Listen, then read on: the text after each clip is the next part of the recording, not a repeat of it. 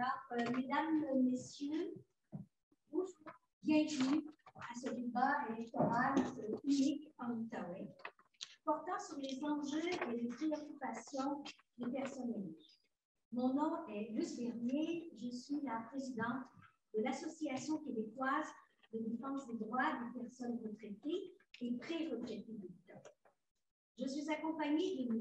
Donald Lévy, le président de l'Association des retraités fédéraux, section. Alors, monsieur, je tiens à mon tour vous saluer les représentants des organismes aînés qui sont ici actuellement à la cabane en Boiron, à Gatineau, et ainsi que les participants qui se joignent à nous à travers le Québec à partir de la plateforme Zoom. Le QDR, Outaouais et l'Association nationale des retraités fédéraux ont lancé une invitation aux représentants des partis politiques afin qu'ils viennent nous entretenir sur leur plateforme et leurs engagements spécifiques en ce qui concerne les personnes aînées et retraitées. Nous avons demandé aux représentants des partis politiques fédéraux de nous faire part non seulement de leurs engagements en matière de santé, de revenus et de logement, mais aussi de nous faire part de leurs perspectives d'avenir en ce qui concerne les personnes retraitées et aînées. Alors, nos deux associations croient que s'informer, c'est la base pour mieux prendre des décisions. Je vous souhaite un bon débat, animé et courtois. Alors, nous voulons remercier la direction de la corporation de la cabane en Boiron qui nous permet de tenir ce débat tout en respectant les règles sanitaires en vigueur. Je vous laisse au bon soin de notre animateur, modérateur, M. Denis Carpé, un communicateur qui a une vaste expérience en communication. Il aura l'occasion de vous présenter les représentants des différents partis politiques. À vous, M. Carpé.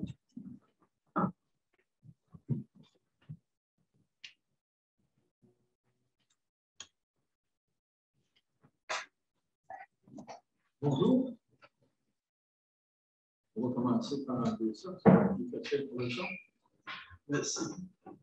Donc, je me souhaite le bonjour. Rapidement, on vous explique le déroulement. On va au début présenter une candidat, évidemment, et donner à chacun, dans un ordre qui a été tiré au sort, on va donner à chacun 2 minutes pour se présenter son programme, ses engagements. Et puis ensuite, on va passer aux questions de la salle ici. Il y aura 3 questions de la salle. Ensuite, on passe au Zoom. Dans le webinaire, les gens à distance qui sont déjà inscrits vont pouvoir poser 3 questions.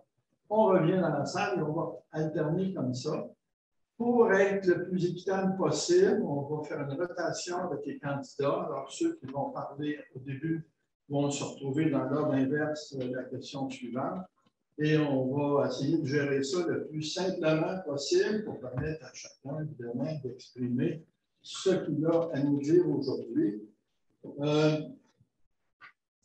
Ensuite, évidemment, c'est important de rappeler qu'on a respecté les normes de la santé publique. C'est pour ça que les gens qui se déplacent, soit pour venir poser des questions, ou autrement, on vous demande de porter votre masque quand vous vous déplacez. Pour parler au micro, évidemment, il faut enlever son masque et parce qu'autrement que ça, le son aura peut-être moins d'allure. Moi, je voulais rappeler aux candidats aussi qu'on a beaucoup de choses en commun avec eux. Évidemment, on est des citoyens, comme tout le monde. On a un souci démocratique, mais il y a au moins une chose qu'on partage aujourd'hui, c'est le temps. C'est-à-dire que les aînés, le temps pour nous, c'est important parce qu'on commence à en avoir un peu moins, on est conscient. Et pour vous, bon, on aimerait vous donner plus de temps, mais on est limité parce qu'il faut que ça se termine à 3h30 et quand ils ont d'autres engagements qu'il faut aussi respecter. Donc, on va être le plus discipliné possible tout en étant le plus relax possible.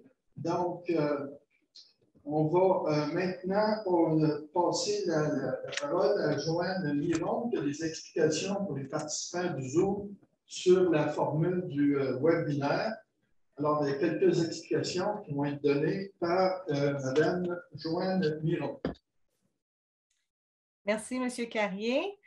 Donc, pour ceux et celles qui sont sur Zoom, j'ai quelques petites instructions là, ou des consignes plutôt à vous donner qui vont vous aider là, à bien participer aujourd'hui à la réunion. Donc, tout d'abord, je veux vous informer que la réunion est enregistrée et l'enregistrement sera à la disposition de tout le monde au début de la semaine prochaine. Durant les présentations, vous allez probablement remarquer une fenêtre vidéo montrant la personne qui parle. Donc, en ce moment, pour moi, là, donc si jamais cette fenêtre-là cache certaines des instructions, vous pouvez la minimiser en cliquant sur la ligne au coin supérieur gauche ou tout simplement la déplacer sur votre écran avec votre souris.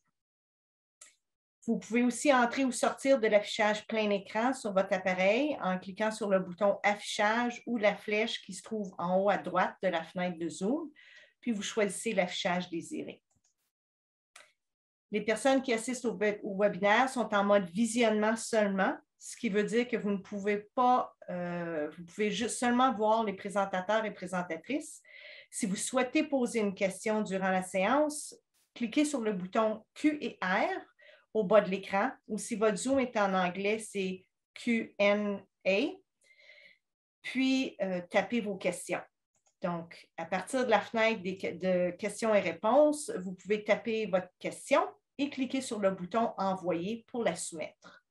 Veuillez noter que toutes les questions auxquelles nous répondrons durant la réunion s'afficheront à l'écran dans la fenêtre des questions.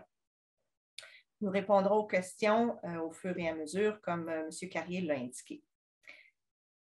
Mais il faut toujours la taper ici pour les gens sur le webinaire. J'aimerais souligner aussi que vous pouvez voter sur les questions qui ont été déjà soumises par d'autres des participants, tout simplement en cliquant sur l'icône du pouce levé. Puis ceci va nous aider, nous, notre équipe, à mieux comprendre les sujets que vous voulez en savoir plus aujourd'hui. Si vous identifiez une question que vous souhaitez avoir une réponse, cliquez sur l'icône, encore une fois, du pouce levé. Comme l'option discussion qui se trouve au bas de votre écran n'est pas disponible, donc pour la durée de la réunion, assurez-vous d'utiliser la fonction Q&R pour soumettre vos questions. Si vous avez besoin de quitter le webinaire à un moment donné ou à un autre, cliquez simplement sur le bouton « Quitter » au coin inférieur droit de l'écran. Donc, pour ceci, je cesse le partage et M. Carrier, vous avez la parole. Donc, maintenant, on va vous présenter évidemment les candidats qui ont bien voulu accepter notre invitation. Et puis, on va les présenter dans l'ordre du tirage, parce que c'est tiré au sort. Alors, leur intervention après va se faire dans cet ordre-là. Et quand on va revenir à eux pour d'autres questions, ben, on fera l'ordre inverse. Donc, pour le Parti vert, on a avec nous M. Charles McArthur, qui est à l'autre bout ici, avec suivi de M. Yves Des-Trois-Maisons, là, québécois. Ensuite, le NPD, avec M. Samuel Gendron. De l'autre côté, avec Mme Sandrine Ferriand, qui représente le Parti conservateur. Et enfin, M. Stephen McKinnon, du Parti libéral du Canada. Donc, on commence donc la première intervention. On donne 2 minutes à chacun pour présenter ses engagements et la raison pour laquelle il se présente devant nous et à l'élection. Alors, M. McArthur, s'il vous plaît. Merci beaucoup et merci à tous et à tous d'être ici aujourd'hui. Je tiens à remercier la QDA Outaouais et l'Association nationale des retraités et des retraités fédéraux pour avoir organisé ce débat important. Je veux également souligner que je reconnais qu'on est sur le territoire non cédé des Algonquins Anishinaabe. Je m'appelle Sean McArthur, je suis le candidat du Parti vert du Canada pour Pontiac. Et je vais commencer par vous raconter une petite histoire. Juste avant l'arrivée du COVID, la démence de mon père s'est aggravée. L'épouse de mon père faisait des allers-retours à l'hôpital. Ils étaient tous les deux très vulnérables et effrayés. Le gouvernement avait du mal à réagir et à fournir les informations et protections dont nous avions tout désespérément besoin. Pour protéger mon père et pour soulager son épouse de certaines de ses tâches de soignant, j'ai invité mon père à vivre avec nous. Il est resté chez nous pendant 3 mois. Bien plus que j'avais prévu, mais c'était vraiment un honneur. Ça a également attiré mon attention à quel point il peut être isolant et compliqué de s'orienter dans le domaine des soins de santé pour les personnes âgées. Nous avons tous ensuite assisté horrifiés à la propagation du COVID dans les établissements de soins de longue durée. Pendant la pandémie, plus de 15 000 personnes âgées sont mortes dans les établissements de soins de longue durée au Canada. 69% des décès connus dus au COVID au Canada ont eu lieu dans ces établissements. Nous avons le pire bilan parmi les pays riches. En juin, on a vu un dôme de chaleur en Colombie-Britannique qui a entraîné à la mort prématurée de 500 personnes. Bon, merci. Monsieur des Trois-Maisons, pour le bloc. Bonjour, merci de nous avoir invités aujourd'hui pour défendre les positions de nos partis respectifs. Je suis d'autant plus content d'être ici aujourd'hui que c'est ma fête aujourd'hui, j'ai 60 ans. Donc, c'est très agréable de fêter ma fête avec vous. Les aînés ont été les plus malmenés par la pandémie de COVID-19 et ce sont eux qui ont reçu le moins du gouvernement fédéral. Un maigre 300 $ pour les personnes qui reçoivent les prestations de retraite et un 200 $ pour ceux qui reçoivent le système de revenu garanti. Ils ont reçu d'autres sommes, mais ces sommes-là, c'est des mesures générales qui servent aux gens les plus pauvres, les gens qui ont reçu les retours de TPS. Donc, on ne règle pas la pauvreté des aînés en les maintenant dans la pauvreté. Le Bloc a fait adopter à majorité une motion pour faire augmenter les pensions de 110 $ par mois. La motion a été adoptée à majorité, sans l'appui des libéraux. Le gouvernement a plutôt décidé d'augmenter la pension de 10 % des aînés de 75 ans et plus à partir de juillet 2022, alors que c'était une promesse déjà de 2019. Cette augmentation ne représente qu'à peine l'équivalent d'un café par jour. D'ailleurs, un article du Devoir aussi dit qu'on a au Canada les régimes de pension le moins généreux que plusieurs pays du monde. D'ailleurs, depuis que la Sécurité de la vieillesse existe, soit depuis 94 ans, l'augmentation de la pension a augmenté en moyenne de 40 $ par année, soit 33 et 33 par mois. C'est très loin de l'augmentation du coût de la vie. Donc, les libéraux ont donc décidé de créer 2 classes d'aînés sans réelle justification. Les associations d'aînés sont en colère et ils ont raison de l'être. Mais l'insulte suprême qui a été faite aux aînés, le fait que les libéraux ont voté contre un projet de loi du Bloc québécois pour protéger les fonds de pension des travailleurs en cas de faillite de compagnies privées. Un article de Radio-Canada, d'ailleurs, a le titre suivant « Les retraités victimes d'une insensibilité incompréhensible » et des employés de Wildberg qui se sont battus jusqu'en Cour suprême pour faire valoir leurs droits et ils ont perdu. Et il y aura une chance de réparer cette erreur-là. D'autant plus que mon adversaire, qui est secrétaire parlementaire aux aînés, puis je me demande comment ça, c'est pas lui d'ailleurs, qui est secrétaire parlementaire aux aînés, qui est ici pour défendre la position des libéraux. Merci. Maintenant, je passe la parole à M. Samuel Gendron du NP. Bonjour à tous, merci à la présence, merci à la FGDA d'avoir organisé ce débat pour traiter du sujet des aînés. Donc, le NPD, nous, en fait, on a plusieurs systèmes qui sont en place qui concernent les aînés. Comme premièrement, ça a été mentionné plus tôt. En effet, le bilan COVID pour ce qui est des maisons, personnes âgées et le pays en Occident, et on demande les pays du G20 sur eux. Nous, ce qu'on proposerait finalement, ce serait d'enlever toute forme d'organisme à but lucratif qui servirait finalement à faire du profit sur le dos des soins des aînés, ce qui est en soi un peu aberrant. Le but d'une organisation à but lucratif, finalement, c'est de faire de l'argent. Et ce qu'on remarque souvent, c'est que toute la qualité non vérifiable, que ce soit le type de crème, les outils, etc., vont être coupés dans le budget et va servir à la détérioration des services. Ensuite, on parle aussi de couverture médicale pour ce qui est effectivement d'ordonnance. Nous, on voudrait aider les provinces, on voudrait utiliser le droit de défense discrétionnaire pour faire de province, avoir une couverture beaucoup plus large pour que les aînés puissent ce soit un poids finalement, ce qui est tient à la réception. Ensuite, il faudrait s'attaquer aussi plus au niveau municipal. Ce serait le temps de revoir notre organisme, c'est le temps de revoir un peu comment on traite nos quartiers. Jusqu'à maintenant, je ne sais pas si je sais, il n'y a aucun quartier bigénérationnel à Gatineau. Si on veut maintenant qu'il y ait des lits plus souvent, ce serait bien que les aînés ne se sentent pas comme si c'était bouger. Rester en quartier natal, rester en quartier qu'on a toujours vécu, avec des mesures et un organisme seulement qui rend la vie agréable et facile pour les aînés. C'est une petite mesure qui est tellement simple, mais tellement efficace. Merci. Je vous remercie. Madame Sandrine Perriand, du Parti conservateur. Bonjour à tous, Sandrine Perriand, je suis la candidate du Parti conservateur dans la circonscription de LNE. C'est un plaisir d'être ici cet après-midi. Merci à l'ANR et à la QDR pour leur invitation. Ce programme des aînés est mon préféré, je vous le dirai de but en blanc.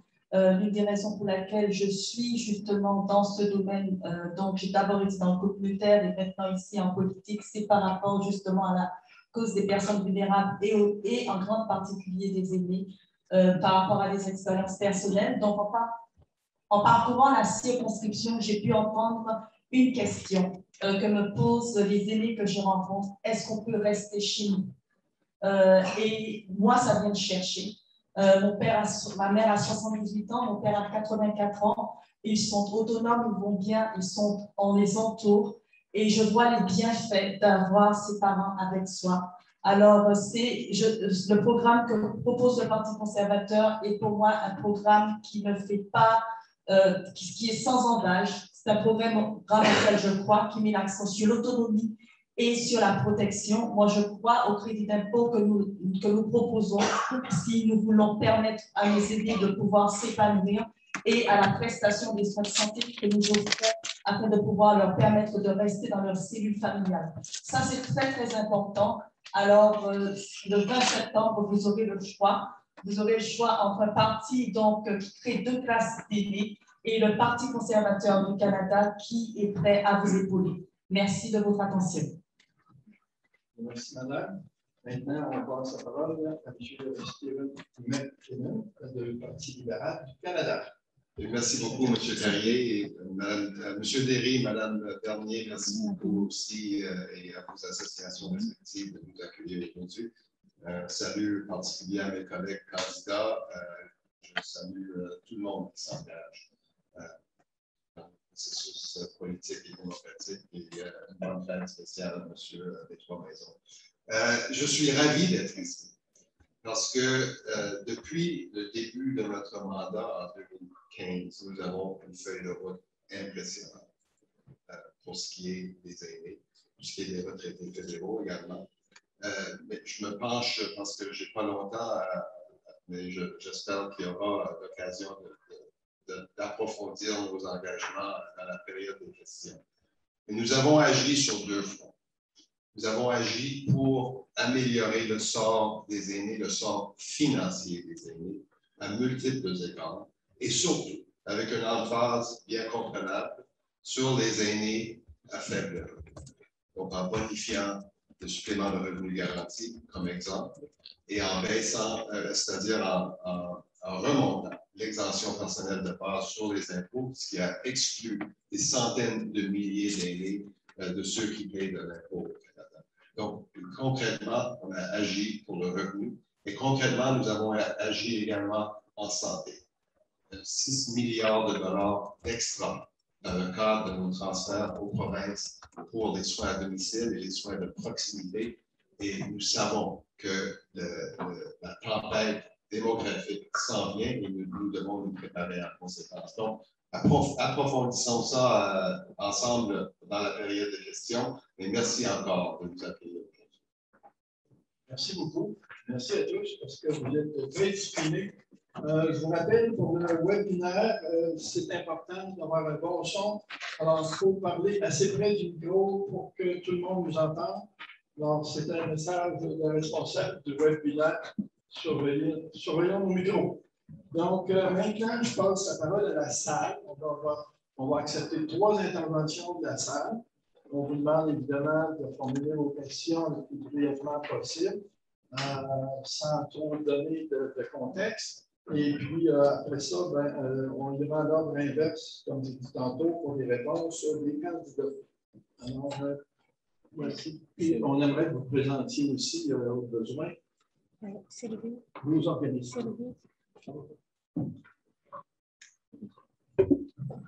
Alors, bonjour, je suis Gisèle Bisson, présidente à l'Académie des retraités de l'Outaouais. Alors, ma question s'adresse aux chefs des partis, ou aux représentants des partis fédéraux.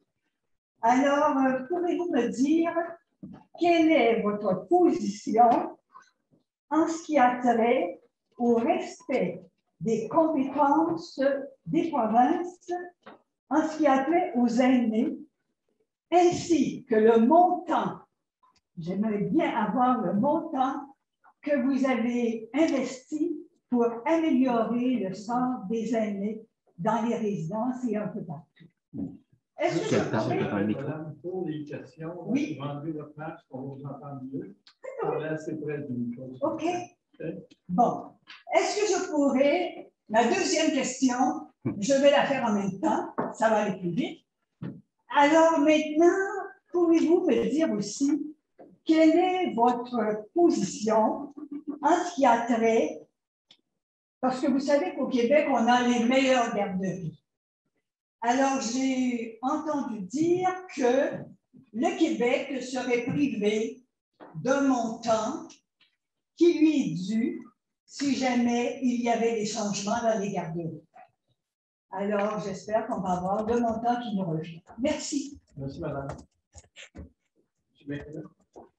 Donc, il y avait 2 questions, si j'ai bien compris, et nous avons 1 minute pour que vous sachiez pour y répondre.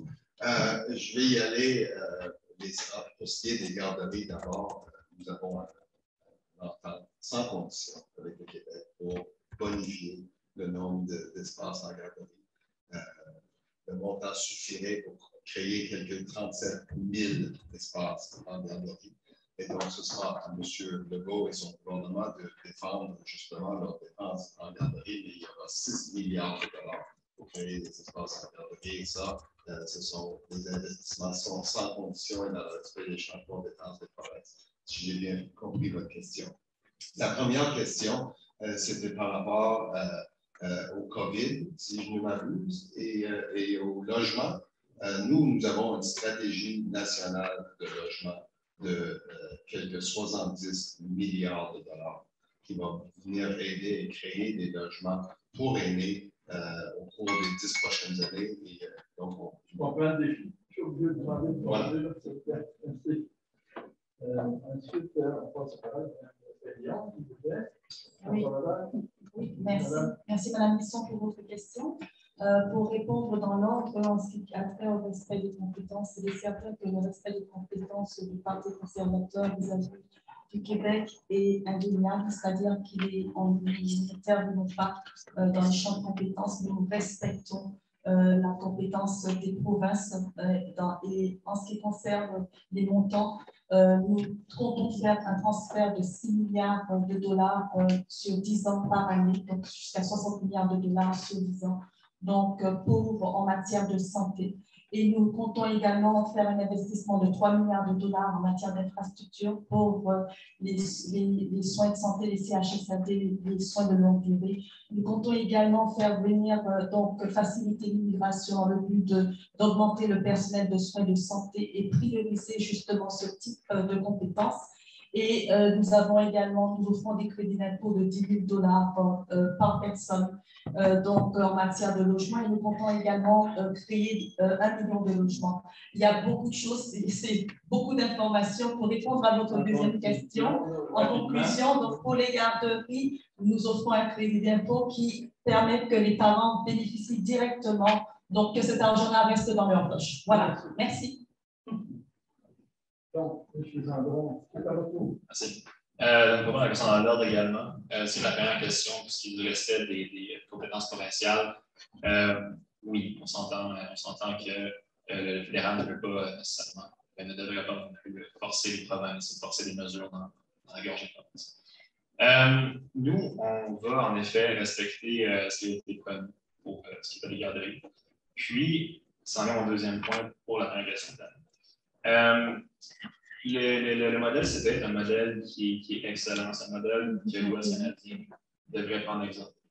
Et c'est pour ça aussi que nous, on croit qu'il y a certaines mesures, c'est un standard, qui doivent être appliquées au Québec, ou du moins en discussion, c'est ce que j'ai dit pour le qui devraient être appliquées. Et puis, bien entendu, dans la mesure où est-ce que c'est impossible, mais ça n'arrive absolument rien, tout est sur la table. J'imagine que le principe du Québec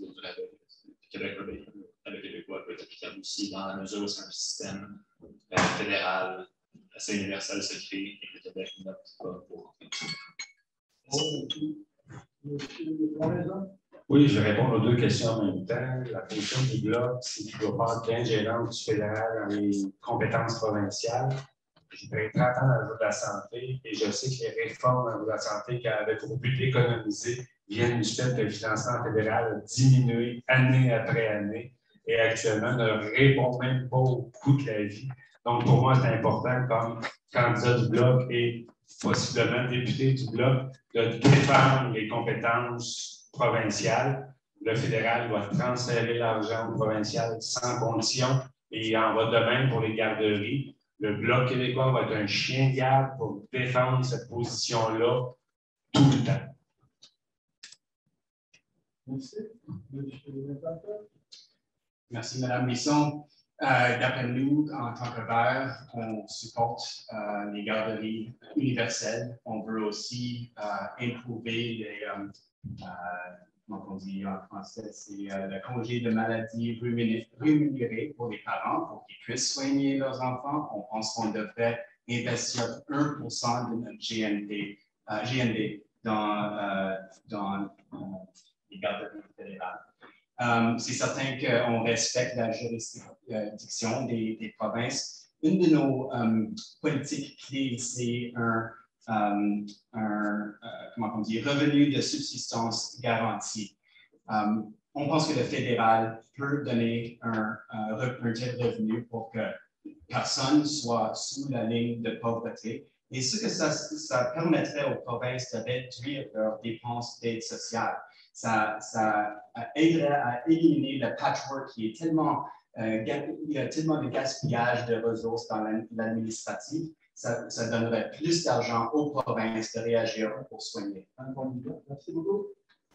Donc maintenant, on revient à la salle. On a des questions. On devrait idéalement se limiter à une question compte tenu du temps serré. Alors, bonjour à tous les candidats participants. J'aimerais poser la question qui vient tout juste de disparaître de mon. Donc, merci.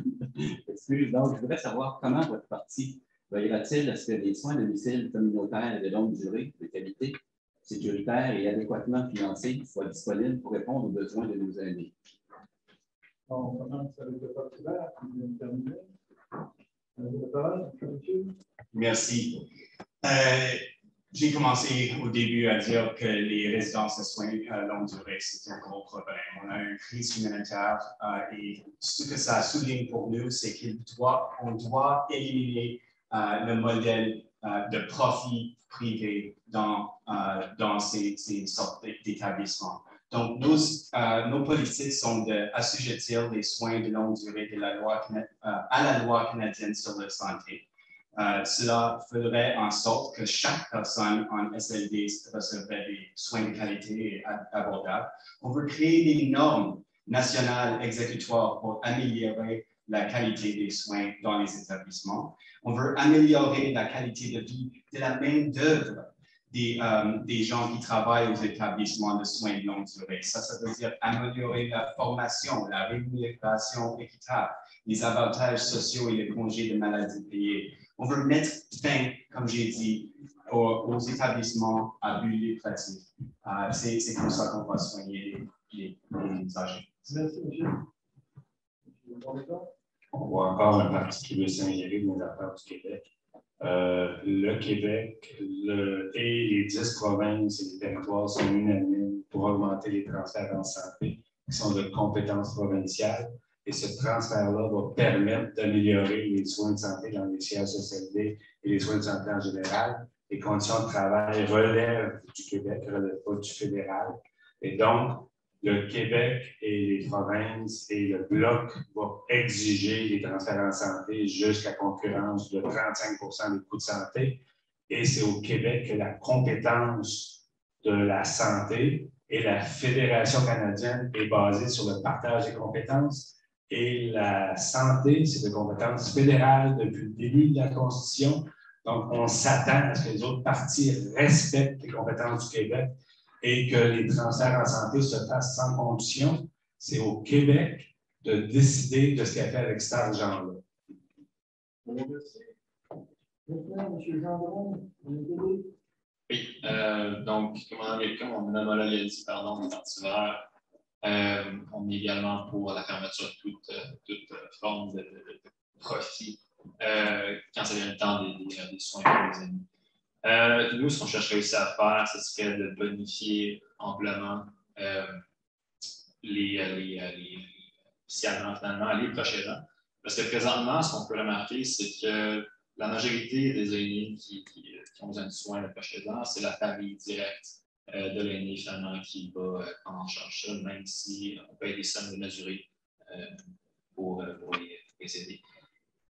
Nous, ce qu'on chercherait à faire également, ce serait de bonifier finalement les prochains ans, mais ce serait également de sensibiliser, mettre en avant des lignes qui permettraient de dénoncer les mésaventures, si on veut, dans les centres. Parce que la famille, comme je disais, c'est elle qui, présentement, a le plus grand rôle pour les aider. Puis si la famille a des recours également, et juridiques pour les aider. Merci beaucoup.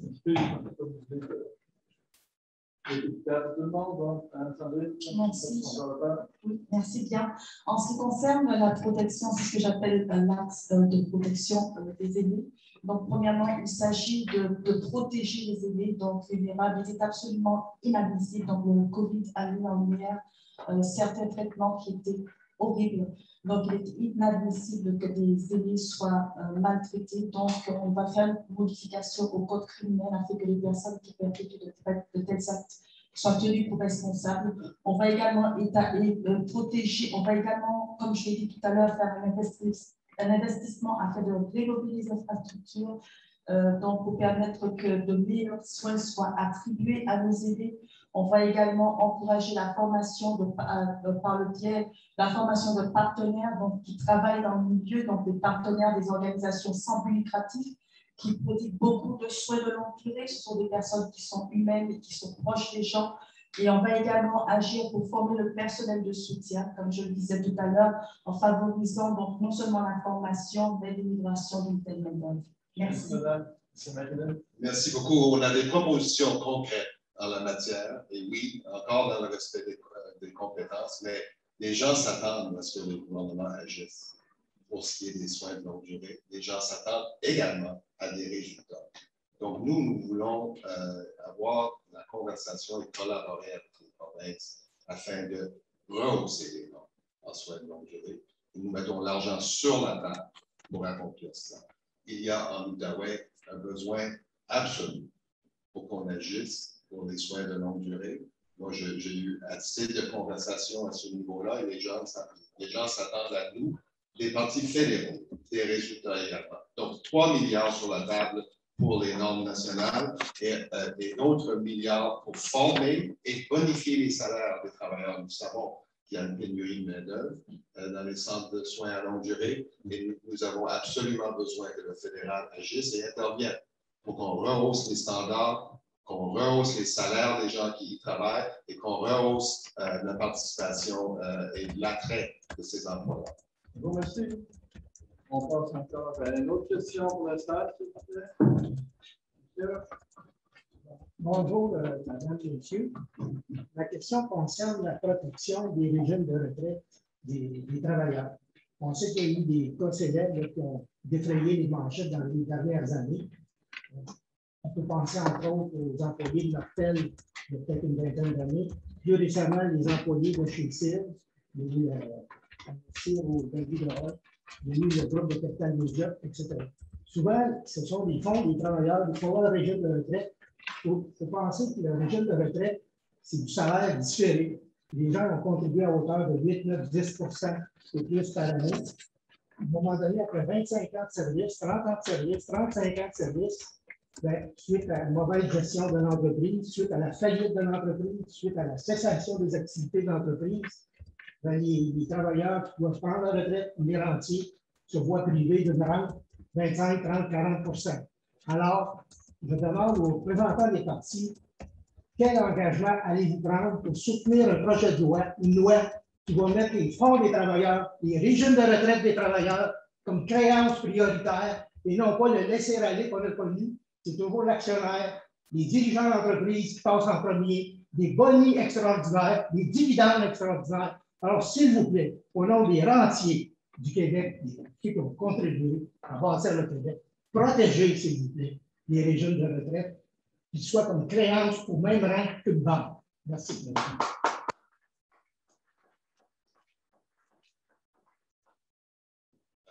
Je suis d'accord qu'il faut revoir la loi. Je suis d'accord que ça nous prend un projet de loi. M. Des-Trois-Maisons a parlé du projet de loi du PLOC qui était malheureusement pas à la hauteur en la matière. Mais nous allons agir comme gouvernement.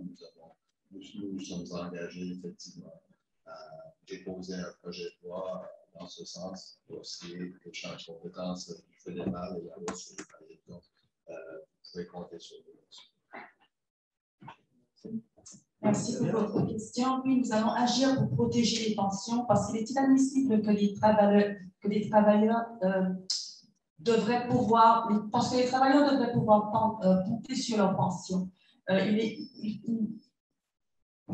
subissent souvent, comme monsieur a dit, une importante diminution de leur salaire, de leur pension en raison d'une mauvaise gestion ou de la difficulté économique de l'entreprise pour laquelle ils travaillent fait faillite. Alors, nous allons protéger les pensions en faisant des modifications à la loi pour que les pensionnés aient la priorité en cas de faillite ou de restructuration.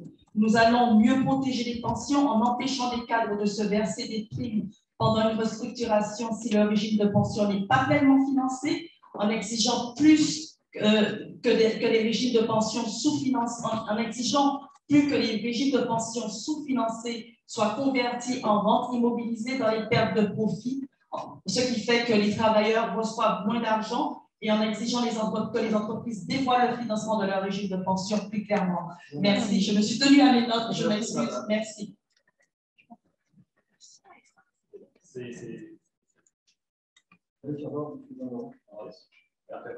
C'est particulier avec un exemple parce que ma mère était chez Nortel.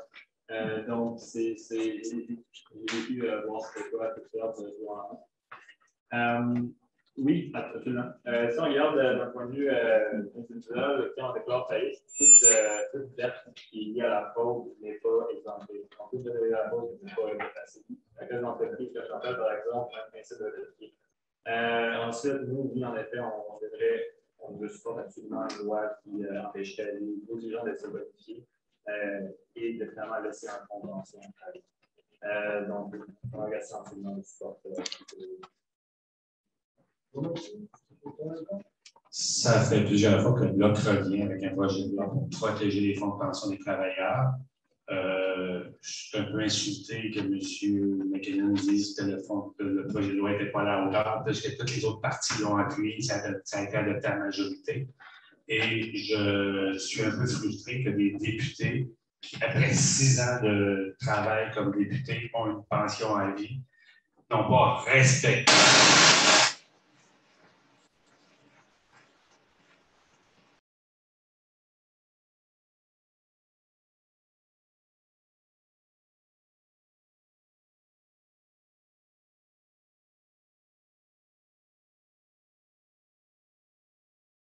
Que des députés qui ont une pension à vie après 6 ans n'aient pas respecté le travail et l'investissement de ces personnes-là qui ont travaillé 25, 30 ans et des fois 40 ans pour une compagnie et ils se font voler leur fonds de pension. On l'a vu avec les employés de Capital Média, à part ceux de l'Ontario du droit qui ont conservé une partie de leur fonds de pension, les 5 autres journaux se retrouvent avec des grenailles comme fonds de pension. Et le Bloc va revenir à la charge pour protéger les fonds de pension des travailleurs. Merci de votre question, Serge, et merci de votre passion. Spécifiquement, les Verts vont protéger les pensions privées en modifiant la loi sur la faillite et les solvabilités. J'ai de la misère en français des fois, je m'excuse. Et la loi sur les arrangements avec les créanciers des compagnies afin d'établir la supériorité des retraités et du régime de retraite dans la hiérarchie des créanciers lors des procédures d'insolvabilité. On veut aussi, en tant que mesure court terme, un gouvernement dirigé par les Verts introduirait un crédit d'impôt remboursable égal au montant de la perte de pension qu'un individu subit en cas de défaillance du régime de retraite. Si j'ai encore du temps, je veux retourner à ce que mon collègue du Bloc a dit. On veut fournir aux provinces et territoires un transfert spécial de soins aux aidés. Merci beaucoup. Donc, je reviens à la salle avec M. Robert Leduc de la table de concertation des organismes pour aînés de la région. Je vais justement faire une petite correction sur les tables de concertation des retraités des aînés de l'Outaouais. Bonjour, merci beaucoup de l'invitation et merci aux organisateurs et à vous, candidats, que vous êtes présentés. Suite à la présentation du budget fédéral d'avril dernier, la TECALO a communiqué le 23 avril avec Mme Twillen afin qu'elle nous explique le raisonnement de créer 2 classes d'aînés démunis. En lien avec d'un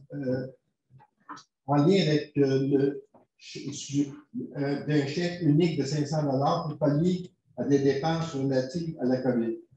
C'est une discrimination et de l'agisme. Voulons-nous de créer 2 classes d'aînés, une de 75 ans et plus, et une autre de 65 ans à 74 ans? Mme Freeland nous a mentionné artistiquement le 29 avril que Mme Schultz, ministre des Aînés, communiquerait avec la TECALO. Nous attendons toujours la réponse. M. Mécanis, vous étiez en CC à cette communication-là. À ce jour, la population aînée débute à 65 ans et non pas à 75 ans. Les libéraux semblent vouloir créer 2 classes d'aînés. Ma question est, comment votre formation s'occupe-t-elle des aînés? Maintiendra-t-elle la disparité entre les aînés démunis de 65 ans et de 75 ans? Comment votre parti va assurer un revenu minimum garanti pour les aînés en référence aux 2 000 $ octroyés dans le cadre de la PCU? Quel est le seuil acceptable de revenu garanti? Merci beaucoup. Merci pour la question. On va faire mon mieux. J'ai commencé par dire que les Verts, on veut éliminer ce patchwork de différents programmes. C'est injuste au Canada. On a les ressources nécessaires pour s'assurer que personne ne vit dans la pauvreté ou sans les besoins fondamentaux. Avec un revenu de subsistance garanti, tout le monde serait en haut du niveau de pauvreté. On introduirait ce programme sans éliminer, ça va être additionnel aux prestations pour les aînés et pour les enfants. Les aînés qui reçoivent le système de garantie, la sécurité de la vieillesse, qui sont pauvres, reçoivent à peu près 18 505 $ par année. Le seuil de pauvreté au Canada est déjà à 21 000. C'est inacceptable. Et le Bloc va revenir sur sa proposition d'augmenter à partir de 65 ans la pension de 110 $ par mois. Cette proposition-là avait été adoptée à majorité, et je le rappelle encore une fois, sans l'appui des libéraux. On va peut-être nous dire que c'est un mauvais projet de loi, mais je ne pense pas que le mauvais projet de loi proposition comme celle-là était mauvaise, d'augmenter les pensions de 100 $ par mois de tous les aînés à partir de 65 ans. Moi, je rencontre des aînés dans mon coin qui ne comprennent pas comment ça se fait qu'eux doivent attendre 75 ans pour avoir un minimum vital. Ils ont de la misère à payer leur logement, ils ont de la misère à payer la nourriture, et c'est tout à fait inacceptable. Avant de vivre, avant de mourir dans la dignité, il faut vivre dans la dignité. Merci beaucoup. Oui.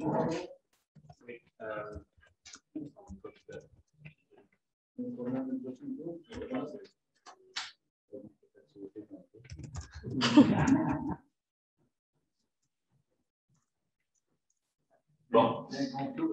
Voilà.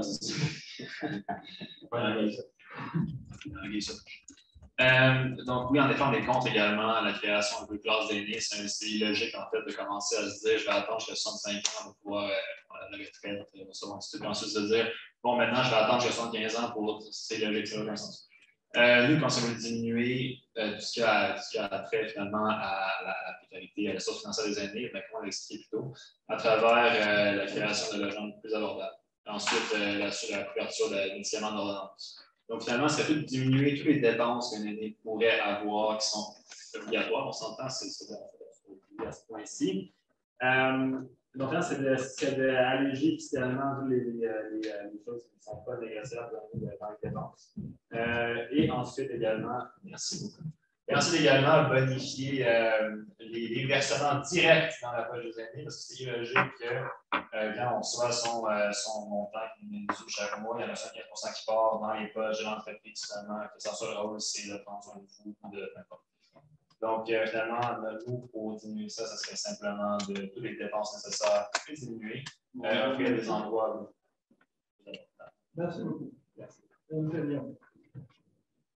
Merci. Merci pour votre question. En ce qui concerne justement cette classification des aînés, nous jugeons qu'il est absolument inacceptable que 500 $ soient donnés de plus à ceux qui ont 75 ans et plus et que le reste soit laissé pour compte. Donc, à l'opposition, nous avons voté pour une augmentation de 100 $ par mois pour toute personne âgée de 65 ans et plus. Mais d'abord et avant tout, il s'agit de contrôler l'inflation parce qu'on constate que l'inflation ronge une bonne partie des revenus de tous, que ce soit qu'il s'agisse de nos aînés, qu'il s'agisse des familles. Donc, il s'agit justement de régler ce problème d'inflation. Et donc, c'est ce auquel nous allons nous attaquer en premier, en plus d'offrir ce que auquel j'ai fait référence avant, donc dans le but de pouvoir, en ce qui concerne le logement. Merci. Merci beaucoup. Moi, je suis très fier de notre bilan en la matière. Nous avons fait les analyses requises et à 75 ans, on a plus la chance d'être veuf, on a plus la chance d'être vulnérable. Nous savons que les dépenses montent à partir de 75 ans. Donc, c'était après mûre analyse que cette mesure a été adoptée. Nous avons agi sur le front du revenu pour l'ensemble des aînés, 65 ans et plus. Et je tiens à réitérer augmentation de l'exemption personnelle de base, augmentation du supplément de revenu garanti et bien d'autres mesures qu'une minute ne me donne pas la chance de discuter. Mais je vous signale l'engagement solennel dans notre plateforme d'augmenter de façon permanente de 500 $ le supplément pour les personnes vivant seules et 750 $ pour les couples. Et ce, dorénavant. Dernier point, ça m'intéresse beaucoup cette discussion sur l'âge. Nous avons ramené l'âge de la retraite à 65 ans. Cette mesure-là a été faite suite aux agissements du gouvernement précédent. Le Bloc et le Parti conservateur a voté contre ramener l'âge de la retraite à 65 ans. Merci. On passe maintenant aux questions du webinaire. Donc, on va nous transmettre les questions des personnes qui Bonjour à tout le monde. Donc, je m'appelle Aïcha Kodé. Moi, je suis juste lectrice des questions du Zoom. Donc, la première question, elle vient de Mme Micheline Lefrançois. qui demande comment est-ce que votre parti améliorerait la situation des aînés dans les centres de personnes âgées et de soins de longue durée, peu importe où ils se situent au pays. Donc, j'en ai parlé tout à l'heure des mesures. Je tiens à réitérer le 6 milliards de dollars déjà investis pour les soins à domicile, les soins de proximité et donnés dans le cadre de nos transferts aux provinces en matière de santé. S'ajoute à cela des propositions concrètes dans notre plateforme de 3 milliards pour qu'on atteigne de nouvelles et meilleures normes en soins de longue durée et d'autres milliards de dollars pour attirer, former et rehausser les salaires de ceux qui travaillent en milieu de soins de longue durée. Ça, c'est une nécessité. Nous savons ce qui s'en vient côté démographique. Le Canada se doit d'agir de concert, l'ensemble des acteurs, le fédéral, les provinces, pour faire en sorte que nous pouvons affronter cette vague démographique qui s'en vient et le défi de soins de longue durée. Moi, je dirais que la relance économique et sociale nous concerne tous, que nous soyons aînés ou que nous soyons plus jeunes. Il s'agit de protéger justement l'avenir. Et protéger l'avenir consiste à protéger ceux qui nous ont précédés, respecter leur dignité. Donc, dans les CHSLD, comme je l'ai mentionné tout à l'heure, il s'agit de faire des investissements en matière de ressources, en matière d'infrastructures, donc restaurer les infrastructures, 3 milliards donc, qui seront consacrés à cela, former la main-d'œuvre, faire venir la main-d'œuvre et donc également agir sur la formation. Donc, ce sont plusieurs mesures que nous proposons. Nous proposons également de protéger les aînés vulnérables de personnes qui profitent de cette vulnérabilité, justement des mauvais traitements dont nous avons été témoins. Voilà, merci. Merci, madame. Monsieur Jean. Oui, donc, comme mentionné plus tôt, nous, ce qu'on viserait, ce serait d'injecter beaucoup plus de fonds, finalement, dans tout ce qui est les centres de soins palliatifs de longue durée. Ce serait également d'encadrer le personnel et même donner des avantages fiscaux pour le bénévolat dans les centres palliatifs de longue durée. Ce qu'on remarque, parce qu'on a pris la COVID, c'est que le moment les plus virales de la pandémie, il y avait des aînés qui étaient dans leur chambre de logement quelconque et qui étaient en 2 mois sans contact direct avec personne. Je ne peux pas vous expliquer ce que ça peut faire sur le mental de l'éducation. Donc, ça serait ça. Puis, encore une fois, donner de l'aide directe aux familles des personnes qui ont besoin dans l'entourage, comme j'ai expliqué plus tôt, des lignes finalement pour dénoncer les choses qui ne sont pas convenables, parce que ce n'est pas toutes les familles qui peuvent se permettre de mettre des caméras dans les chambres des aînés finalement pour s'assurer que tout va bien. Merci. Encore une fois, on veut empiéter dans les compétences provinciales. Et je veux juste revenir sur un petit point que j'ai entendu tantôt qui m'a fait dresser les cheveux sur la tête. C'est que j'ai entendu les aînés de 75 ans plus ont la chance de devenir veufs. Je ne suis pas sûr que c'est une chance. Il faudrait faire attention à la façon dont on dit les choses. Évidemment, les transferts en santé ont diminué au fil des années. Au départ de l'entente, c'était 50% des soins de santé, des frais de coûts de santé qui étaient transférés au Québec et ça a diminué actuellement à 22%. Le Bloc québécois réclame encore d'augmenter ces transferts en santé-là de 35% avec un 28 milliards immédiatement et le Québec va gérer ses propres réseau de la santé. On ne dit pas aux provinces comment gérer leur réseau de la santé. On demande au fédéral de ne pas venir dire à Québec comment gérer ses soins de santé. Et on va insister pour avoir cet argent-là sans condition. Merci. M. Carrier, je tiens juste à corriger une chose, je n'ai pas dit pour la chance. Soyons très clairs, j'ai dit qu'ils ont plus de chance. Soyons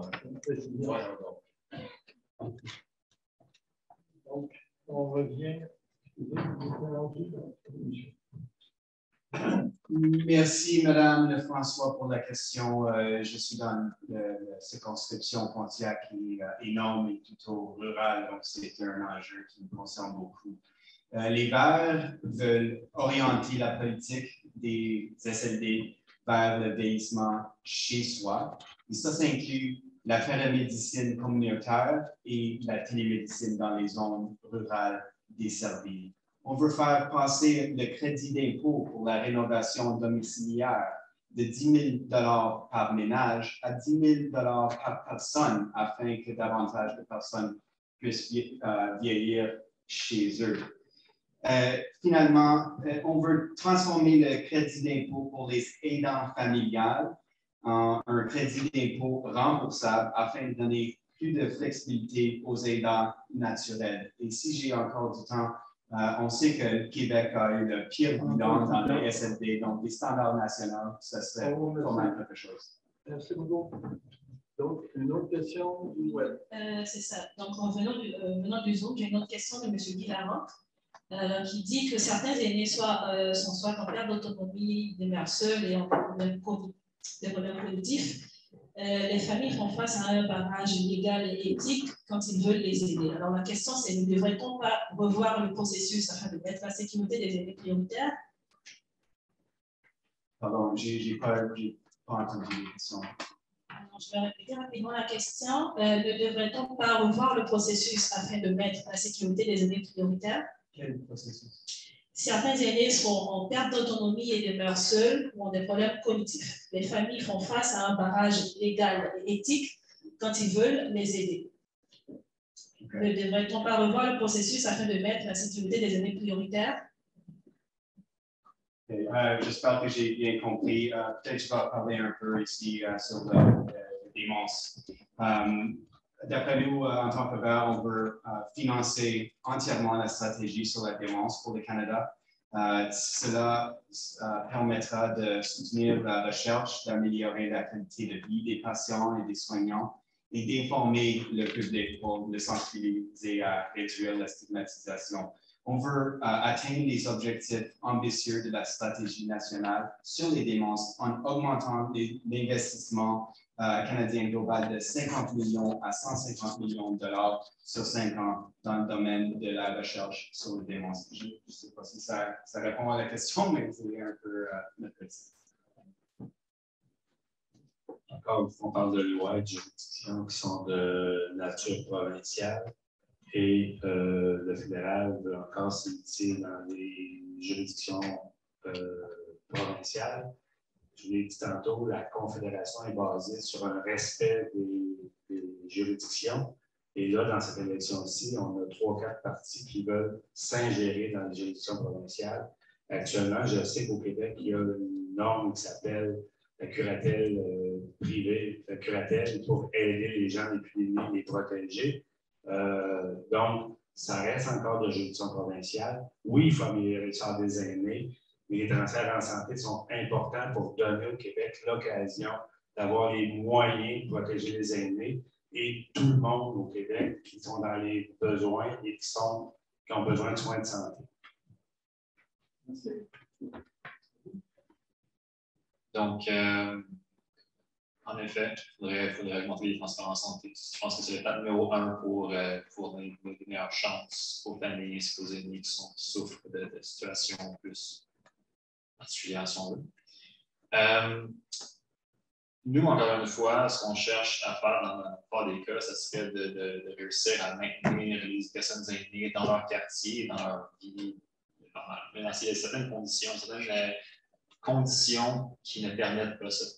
Donc, encore une fois, nous, ce qu'on priorisait avant tout, c'était le financement du public, de donner les moyens et les ressources nécessaires. Et en effet, on serait ouvert, avec le Québec, par exemple, de simplement trouver une solution autre que des virements à condition. Merci. Merci. Donc, il est certain, donc je suis là en train d'écouter tous ces commentaires et puis il est certain, et ces questions, mais je peux ramener aussi la dimension humaine parce que delà d'un simple programme électoral, il s'agit réellement de protéger ceux qui ont travaillé dur. Moi, mes parents ont travaillé dur pour que je sois là. Et c'est vraiment ce que j'aimerais pouvoir faire avec moi, elle-même. Moi, il est certain que le processus doit être revu. Il est certain qu'il faut plus de moyens, qu'il faut plus de ressources. Il est certain que notre programme, le programme que nous proposons, c'est un pas dans la bonne direction. et que j'aimerais pouvoir mettre en place avec vous ici. Je crois que en ce qui concerne les personnes âgées ont vécu beaucoup de solitude, pas seulement au cours de la COVID n'a fait que mettre en lumière ce fait-là et de façon exacerbée avec la crise, mais il est certain que la solitude est aussi le lot quotidien de beaucoup. Donc, nous avons mis pour cela un accent sur la santé mentale. Alors, je vous remercie. Il est certain pour nous qu'en plus de soutenir les soins de longue durée, que l'option par défaut doit être j'ai une mère, je veux qu'elle reste dans sa maison. Je veux qu'elle ait accès aux services dont elle a besoin.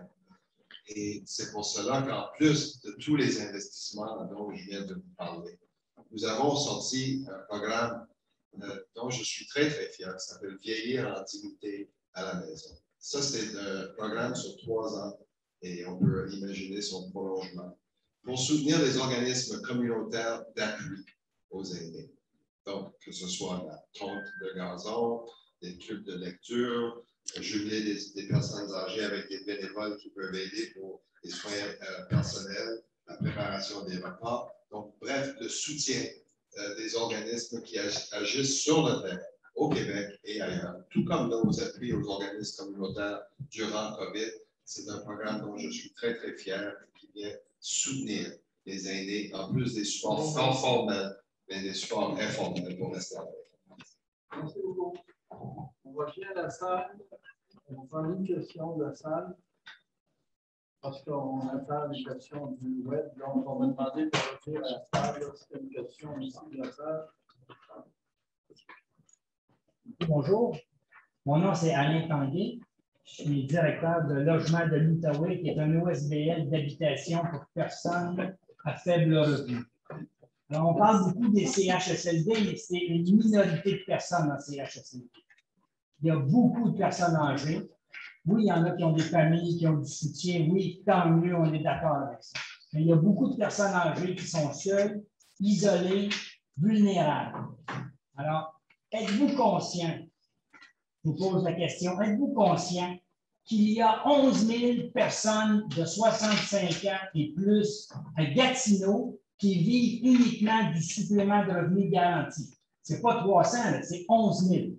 Alors, êtes-vous conscient qu'aucune de ces personnes-là va être capable d'aller vivre dans les résidences privées qui chargent 2 000, 2 500, 3 000 à visite? Je m'excuse, je vous demandais votre question. Ah ben oui, c'est êtes-vous conscient? OK, il y a plusieurs. Il y a plusieurs consciences, il faut réveiller les consciences. C'est ça, c'est ça. Êtes-vous conscient qu'il n'y a eu aucun logement pour d'OSBL de construit dans Gatineau en 2020, mais qu'il y a eu des centaines de logements pour familles riches ou retraités ayant des gros revenus? Alors, en conséquence de tout ça, Logement de l'Outaouais considère qu'il faut 1000 logements pour personnes âgées à faible revenu à Gatineau dans les plus brefs délais. On ne veut pas une promesse électorale. Oui, il y en a un programme du fédéral. Ça fait 4 ans qu'on travaille dessus. On a eu 60 000 $. Alors, écoutez, y a-t-il moyen? On a des contraintes de temps. Oui, il faut qu'on avance. Il faut qu'on bouge le lendemain de l'élection. Merci. Je suis d'accord avec vous. J'ai rencontré beaucoup de ces milliers de personnes-là, justement, qui sont sur le supplément de revenu garanti. Et c'est pour cela que, pour ma part, pour l'ensemble de mes collègues, c'était très important de bonifier à 2 reprises le supplément de revenu garanti. Pour votre question porte, je pense, sur le logement. Le fédéral s'était enlevé du champ de compétences du logement. C'est un champ de compétences partagé avec les provinces. Nous avons amené 72 milliards de dollars sur ce qui est du logement. Et ce sont des montants qui sont destinés à l'ensemble des clientèles, notamment les aînés. Nous appuyons, et moi j'ai travaillé, aujourd'hui c'est le 25e anniversaire de Mon Chez Nous, un organisme phare en logement en Outaouais. Nous appuyons les projets qui nous sont amenés. Donc, je vous encourage, et que ce soit moi, M. Fergus ou l'ensemble de mes collègues, à travailler avec nous pour monter un projet, justement, pour aller chercher ces sommes pour monter un projet qui favoriserait les élèves. Ça a été Monsieur McLennan, d'entre vous, vous êtes là depuis 2015, donc vous avez beaucoup d'années à faire ça, sur votre respect. Oui, donc nous sommes très fiers en ce qui nous concerne du plan actuel. Hein, on regarde vers l'avenir. Donc, plusieurs ont mentionné justement que le programme que nous proposons dans le Globe and Mail et dans les journaux nationaux vont acclamer notre programme. Il y a 1 million de logements que nous voulons, d'habitations que nous voulons créer dans les prochaines années. Donc, nous voulons construire 1 million d'habitations. Nous voulons aussi, il y a 37 000 bâtiments du gouvernement fédéral, 15% donc, du parc immobilier du gouvernement fédéral. Donc, nous voulons les utiliser pour y mettre des logements et nous voulons le faire de façon effective. Je serai prête à le faire de façon effective avec vous. Et donc, compte tenu du fait que la région regorge de ces édifices, nous serions prêts à les utiliser. Merci. Donc, oui, en effet, il faut prendre conscience que c'est bien que tout le monde puisse avoir un soutien familial, ainsi de suite. Et oui, en effet, il faut prioriser ça à la maison. D'où vient justement notre plateforme qui voulait également construire des logements sociaux. À Elmer, par exemple, il y a eu beaucoup de discussions pour densifier le centre-ville d'Elmer, puis créer des quartiers plus dynamiques, des endroits qui étaient plus abordables également. C'est une mesure, par exemple, que nous, on supporterait. Ensuite, quand ça vient au début, on parlait de création de quartiers bigénérationnels. C'est des quartiers dans lesquels on peut vivre et qu'on n'a pas besoin de support immense, finalement, pour pouvoir rester là, parce que l'aménagement du quartier est désigné pour pouvoir accommoder autant les personnes jeunes que les personnes âgées. Donc oui, on prend conscience, tu as raison, puis nous, on supporte tout ce qui est création de logements sociaux et on veut absolument que ça se fasse dans l'immédiat parce que c'est le son maintenant. Je veux juste spécifier que le fédéral se désinvestit depuis plus de 30 ans du logement social et s'il y a eu une alternance des libéraux et des conservateurs dans ce désinvestissement. Moi, j'étais organisateur communautaire dans une ancienne vie et j'ai travaillé sur le dossier du logement dans ma région, en Outaouais. J'avais même aidé à travailler sur la mise en place d'un forum sur le logement. Et je suis tout à fait conscient des pénuries de logement. Je suis tout à fait conscient aussi qu'il y a de plus en plus de différences cachées en Outaouais, des gens qui se promènent d'un logement à l'autre parce qu'ils n'ont pas de place au rester. Et c'est vrai pour Gatineau, c'est vrai pour les régions. J'ai essayé à plusieurs reprises de mettre en place des logements à but non lucratif dans ma région. Et c'était impossible en fonction des critères actuels parce que ça devenait trop cher pour la communauté pour être capable de mettre en place des logements. Quand une communauté de 1000 personnes doit investir 750 000 pour un 12 logis, ça devient impossible. Et donc, oui, je suis conscient et oui, je vais travailler à ce que l'argent descende en Outaouais. Merci. Merci beaucoup. Merci, monsieur.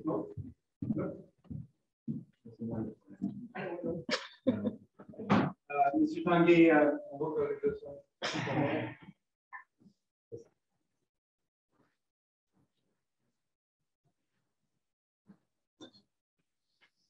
Merci, M. Tanguay. Oui, on est très conscient. Il existe une crise du logement abordable et d'itinérance au Canada. C'est pour ça que les Verts, à peu près 10% des itinérants au Canada sont des personnes âgées, comme vous le savez sûrement. Le droit d'après nous à un logement convenable est fondamental. C'est pourquoi on veut créer un ministre de logement pour répondre à ces besoins. On veut déclarer une urgence nationale face aux problèmes de logement abordable et d'itinérance. Concrètement, on veut réinvestir dans les logements abordables sans but lucratif d'habitation coopérative avec des services de soutien. On a besoin d'investir dans une nouvelle stock de logements hors marché. Pour nous, ça veut dire en sorte construire et accueillir au moins 300 000 logements très abordables hors marché, en coopérative et sans but lucratif sur une période de 10 ans. Et on a vraiment une opportunité, je pense, à Gatineau avec tous les bâtiments de bureaux qui seront vides. C'est le temps de les convertir et de se pencher réellement sur cette question. Merci. Est-ce qu'on reste dans la salle? Oui, après elle, je vais. Oui, c'est bon. On dépend aussi du webinaire. Oui, je comprends. Alors, je disais assez Goodman du réseau FADOC. Nous comptons 550 000 membres. Alors, je m'adresse à vous et merci d'être ici. Alors, la précarité financière est omniprésente chez les aînés. Et ce, dès 65 ans. À l'heure actuelle, une personne qui reçoit seulement les prestations de la sécurité de l'ADS et du supplément de revenu garanti reçoit un revenu annuel de 18 746 $ par année. Une somme qui n'atteint même pas le seuil de pauvreté au Canada et qui s'établit, parce qu'on se situe généralement au Société de Montréal, à 21 000 $ dans la région de Montréal. Alors, selon vous, est-ce que 18 746 $ par année de revenu annuel est suffisant pour vivre dignement? Et est-ce que le gouvernement fédéral doit en faire plus afin de soutenir adéquatement les aînés en situation de précarité financière? Et si oui, concrètement, quoi exactement? Simplement, non, ce n'est pas acceptable. Et oui, il faut changer de cap. Concrètement, les Verts veulent veiller à ce que le régime de pension du Canada reste robuste et s'adapte à l'évolution des besoins et des circonstances. Ça veut dire augmentant au fil du temps le taux cible des remplaçants du revenu reçu pendant les années de travail selon les besoins. C'est évidemment tout à fait inacceptable. C'est pourquoi le Bloc avait proposé une augmentation de 110 $ par mois qui avait été acceptée. D'ailleurs, la FADOC demande autour de 100 $ par mois. Et c'est tout à fait inacceptable. De toute façon, quand on voit l'augmentation de la pension d'IRS à partir de l'IPC, l'indice des prix à la consommation, c'est très, très, très, très bas.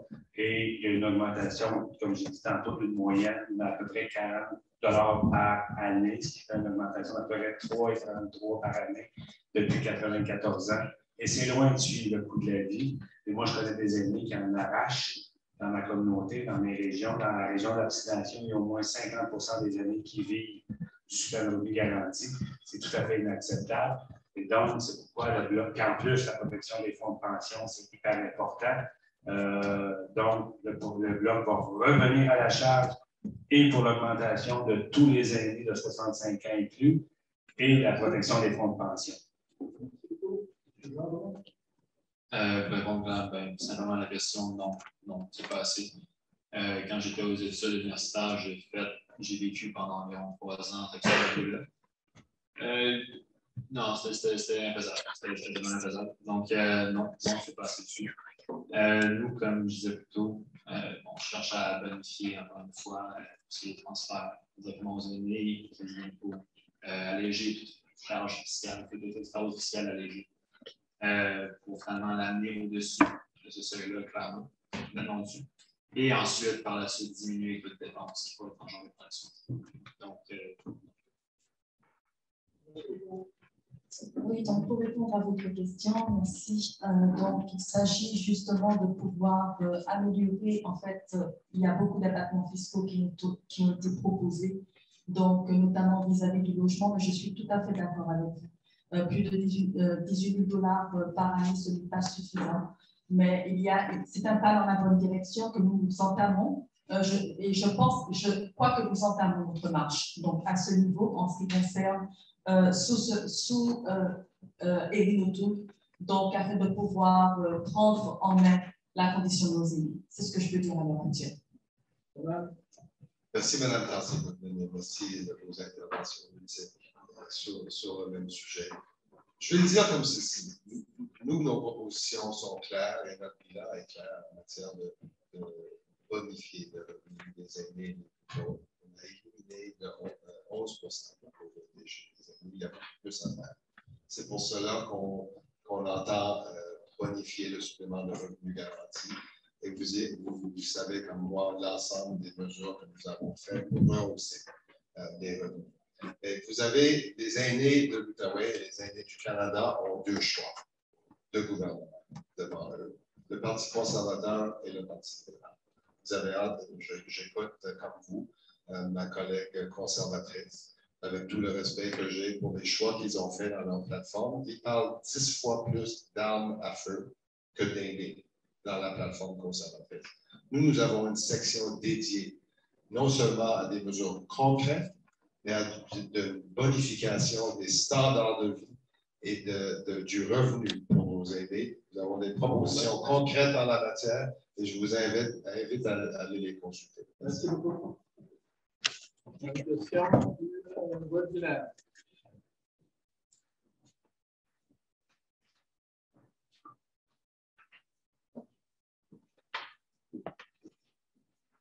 Ma prochaine question, en fait, c'est deux questions, mais je pense que c'est le même thème. Donc, je vais poser les deux questions ensemble. Alors, la première question est de M. Denis Gervais. Alors, pour tous les candidats, pour aider les aînés à demeurer à leur domicile le plus longtemps possible, que comptez-vous faire pour aider ceux-ci avec les organismes communautaires pour pouvoir les aider dans leurs tâches quotidiennes, par exemple, laver les fenêtres, lutter les entrées? Ça, c'est la question de M. Gervais. La question de Madame Lefrançois, c'est la plupart des gens veulent vieillir à la maison. Comment votre parti mettra de l'avant les moyens pour offrir les soins à domicile et soutenir les aidants naturels? Voilà. D'accord. Donc, deux questions très intéressantes. Je vous ai parlé, et je ne m'attendrai pas plus longtemps, sur le nouveau programme de vivre en dignité à la maison. Je vous ai parlé également de nos investissements de quelques 6 milliards aux provinces pour bonifier les soins à domicile, sujet qui nous interpelle et qui nous passionne. Garder les aînés chez eux afin qu'ils puissent continuer d'opérer. Je vais vous parler maintenant du crédit d'impôt bonifié pour les aidants naturels. Ça, c'est une proposition concrète, chiffrée, mesurable dans notre programme électoral. Et ça aussi, ça viendra bonifier et faire en sorte que nos aînés puissent vivre plus longtemps à la maison. Et il y en a d'autres encore, mais ma minute ne me permet pas de les énumérer, M. Carrier. Peut-être une autre question. Merci. Oui, en ce qui concerne le fait de pouvoir rester chez soi, vivre chez soi, donc pour les aînés qui sont encore autonomes, donc il y a une partie des aînés qui doivent encore travailler. Donc il s'agit de bonifier certaines prestations, telles que la prestation du travailleur. En ce qui concerne le fait pour embellir chez soi et toutes ces choses, comme je vous le disais tout à l'heure, ce sont des choses. Vous travaillez en concertation, j'ai beaucoup de respect pour ce que vous faites.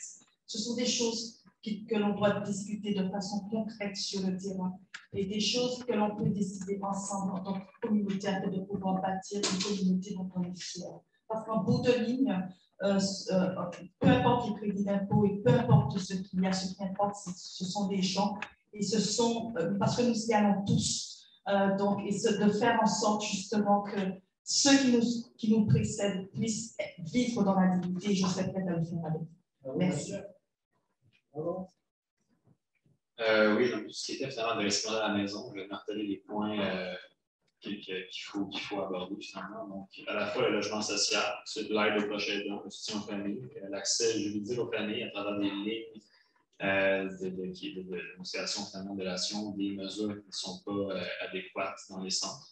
Donc, finalement, c'est seulement de réduire tout le fardeau fiscal pour les aînés, permettre l'habitation de quartiers bigénérationnels qui sont locaux, qui sont toujours accueillis. Donc, finalement, c'est simplement d'accommoder notre organisme et notre façon de voir et d'aborder la question pour permettre aux gens de vivre où ils veulent vivre, de ceux qui veulent aider, de pouvoir aider s'ils veulent aider, sans une charge fiscale d'aider. Donc, voilà, c'était simplement d'accommoder, de créer un environnement un peu plus sain. Les libéraux parlaient du programme Vieillir dans la dignité. Mon adversaire, M. Lauzon, parlait d'un montant de 90 millions. C'est pas si juste pour le Québec pour le Canada.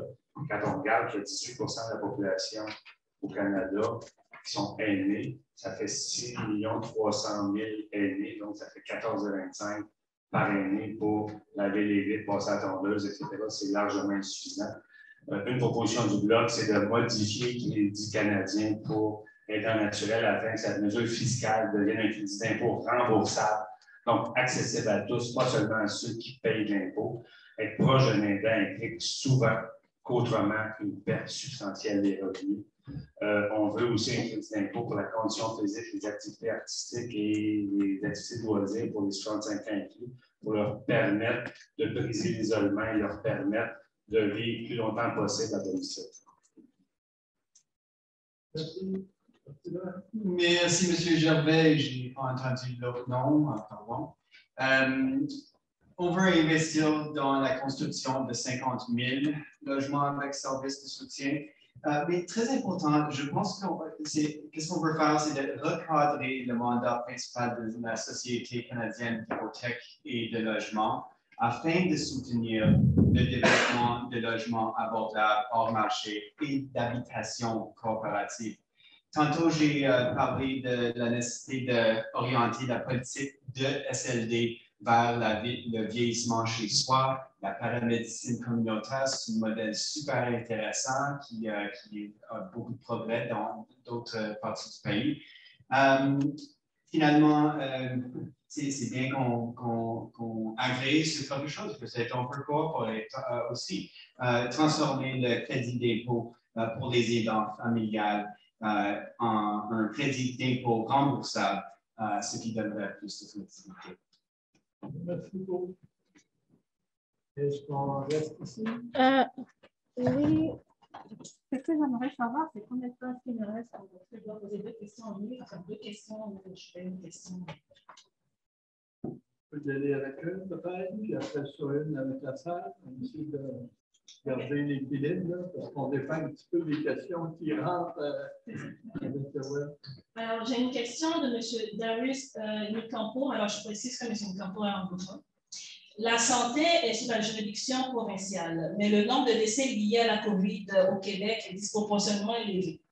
Croyez-vous que davantage de transferts du gouvernement fédéral résoudrait le problème, ou est-ce que le problème est plus fondamental?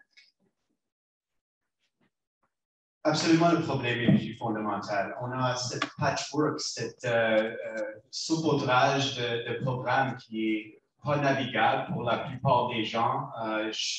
J'ai vécu le conjoint de mon père avec le démange, j'en ai parlé plus tôt.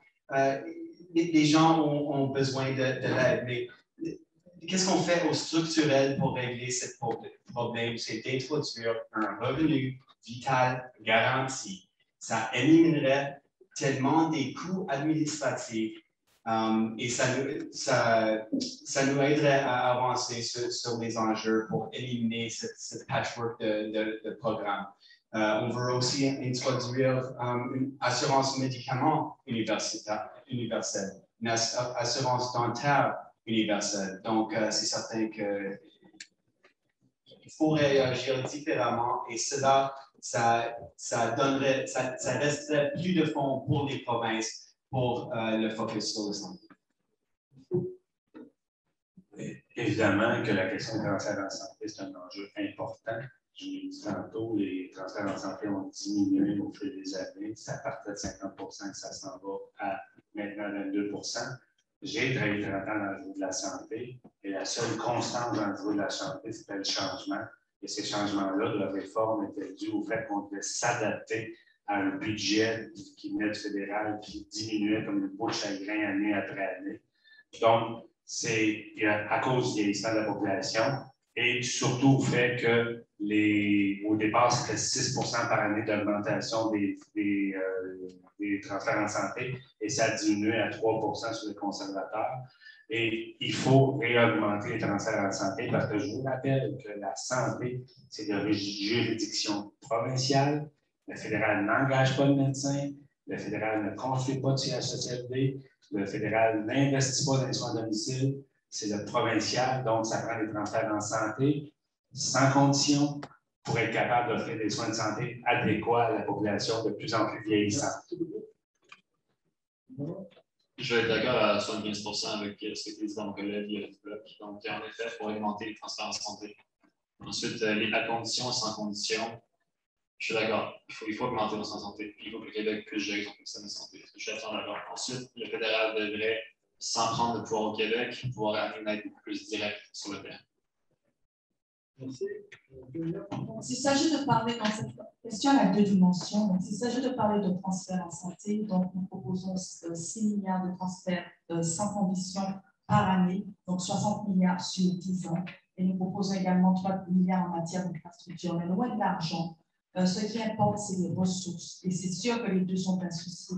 Mais pour répondre à la question de monsieur, je dirais qu'il y a une question fondamentale, c'est la présence.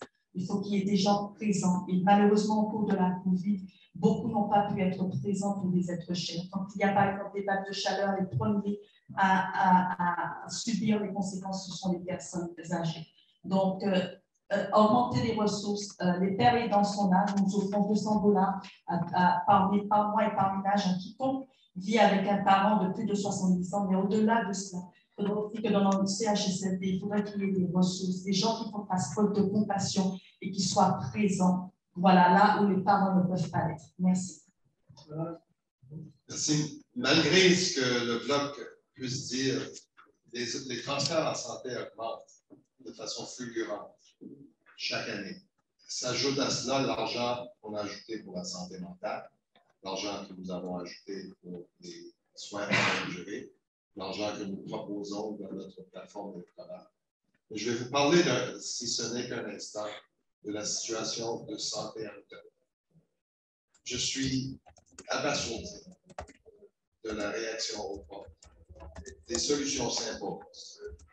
L'argent, oui, on peut en parler, on peut comparer nos chiffres, mais pour les aînés de l'Outaouais, c'est une situation, et je ne blâme pas un acteur en particulier, mais on vit une situation en santé, en soins de longue durée, oui, mais en soins primaires ici en Outaouais, qui est intolérable.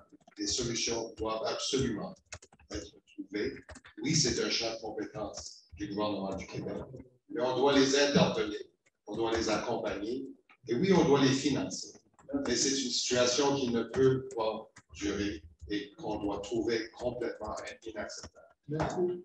On va passer au webinaire. Okay. J'ai une question de M. Desjardins. Qui demande quelle est la stratégie de votre parti pour encourager et maintenir les travailleurs d'expérience, donc travailleurs âgés, à rester sur le marché du travail, du moins pour ceux qui le désirent.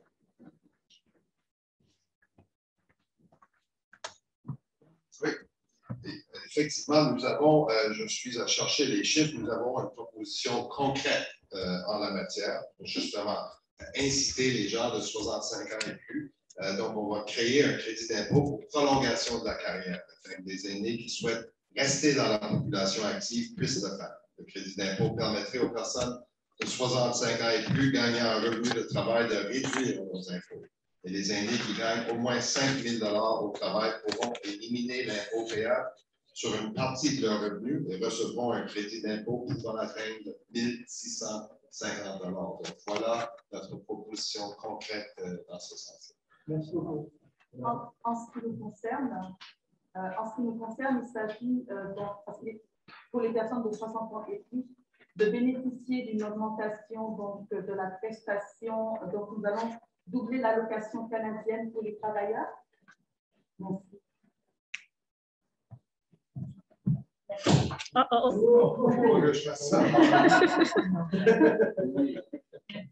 L'élaboration, ça arrive. Merci. Nous allons doubler l'allocation canadienne pour les travailleurs jusqu'à concurrence de 2 800 $ pour les particuliers et de 7 000 $ pour les familles. Et nous allons aussi exiger plus de transparence sur les frais de gestion des investissements pour que les aînés et les épargnants ne soient pas exploités. Donc, ce sont des mesures concrètes. Très, très brièvement, une toute petite anecdote. En visitant des organismes ici, j'ai rencontré un gentil monsieur qui avait 75 ans et qui était directeur général d'une organisation. Il avait déjà pris sa retraite et je voyais comment il était heureux dans ce qu'il faisait. C'était formidable à voir. Donc, je vais beaucoup voir plus de choses comme ça. Merci. Oui, donc, pardon, je pense un peu le défi donc, comme ça a été dit, on est également pour une mesure de crédit d'impôt pour les aînés qui chercheraient à revenir sur le marché du travail.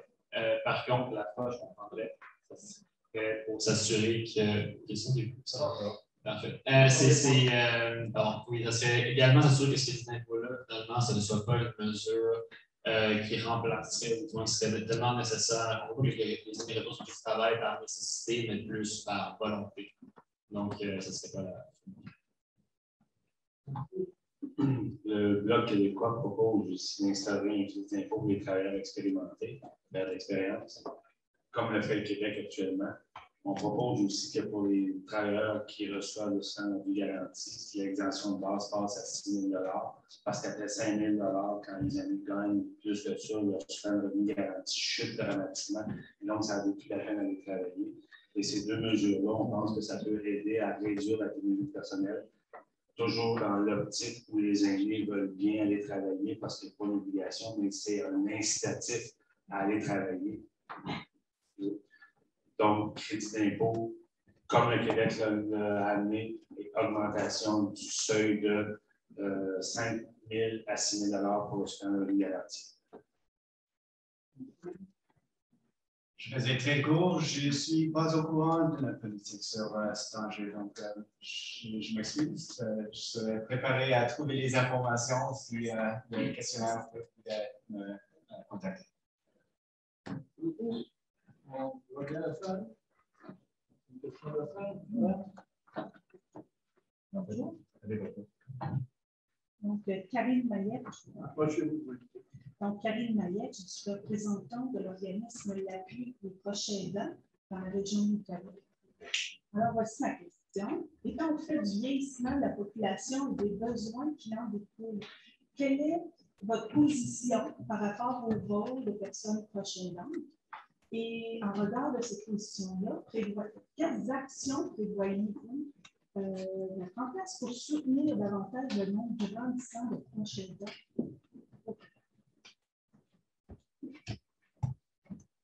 Je pense que j'ai déjà donné ma réponse à cette question, mais c'est quelque chose qui me touche personnellement.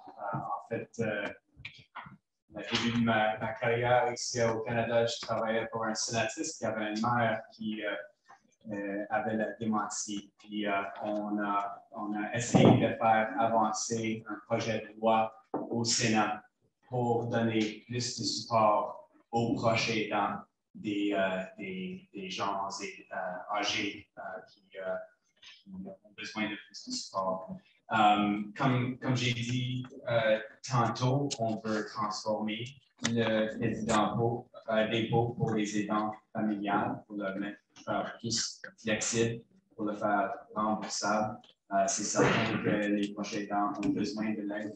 Quelque chose qui est aussi très important, c'est d'aider les proches aidants à naviguer le système de tous les différents programmes. Il y a des importants organismes qui font ça et il faut les supporter. Il faut évidemment supporter les proches aidants. J'ai parlé tantôt d'un crédit d'impôt pour aidants naturels comme mesure fiscale, un crédit d'impôt remboursable, donc accessible à toutes les personnes. Il faut aussi améliorer les conditions d'assurance chômage pour les gens qui sont, parce qu'il y a beaucoup de gens qui sont atteints de maladies graves et ils reçoivent à peine 15 semaines d'assurance chômage. Il faut augmenter cette assurance chômage-là à 50 semaines. C'est une proposition du Bloc qui est en processus actuellement. Parce que ces gens-là ont aussi besoin d'aide et ils vont avoir besoin de proches aidants qui vont les aider. Donc, augmentation du crédit d'impôt remboursable pour aider les gens en difficulté qui doivent souvent payer de l'argent pour être capables d'aider un proche aidant, pour aider une personne comme proche aidant. Merci beaucoup. Merci, Mme Maillet, pour votre question. En ce qui concerne les proches aidants, nous proposons, en fait, il s'agit d'aider la famille, de considérer l'unité familiale. Donc, j'ai mentionné tout à l'heure un crédit d'impôt pour les frais médicamentaux, les frais médicaux, pardon, pour les soins à domicile et aussi $200 par mois et par famille pour qui ont une personne, comment dire, un aîné de plus de 70 ans à la maison. Mais ce que je voudrais dire aussi, c'est que c'est un début. En ce qui concerne les proches aidants, et nous sommes tout à fait conscients du fait que les familles, en général, ont besoin de soutien. Voilà, merci. D'abord et avant tout, notre programme aussi chiffré, mesurable, une bonification du crédit d'impôt pour les proches aidants, ainsi que des appuis supplémentaires pour le crédit d'impôt aux personnes handicapées. Souvenons que pendant la période de la pandémie, nous avons également mis sur pied la prestation canadienne de la relance économique pour proches aidants, afin de laisser aux proches aidants la possibilité de rester avec leurs parents, avec les personnes dont ils s'occupent. Enfin, notre plateforme envisage également de doubler le crédit d'impôt pour l'accessibilité domiciliaire. Conjointe est ergothérapeute, elle m'en parle souvent. Donc, ça va être doublé à 20 000 ce qui remettra jusqu'à 1 500 additionnels dans les poches des Canadiens qui sont éligibles pour ce crédit d'impôt-là. Donc, vous voyez là plusieurs mesures destinées à aider directement les proches aidants. Merci beaucoup. Je reviens, M. Jalon, chef santé et économique.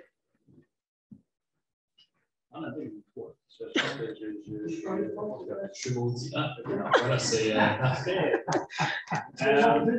Pardon? Oui, je vais commencer à le manger.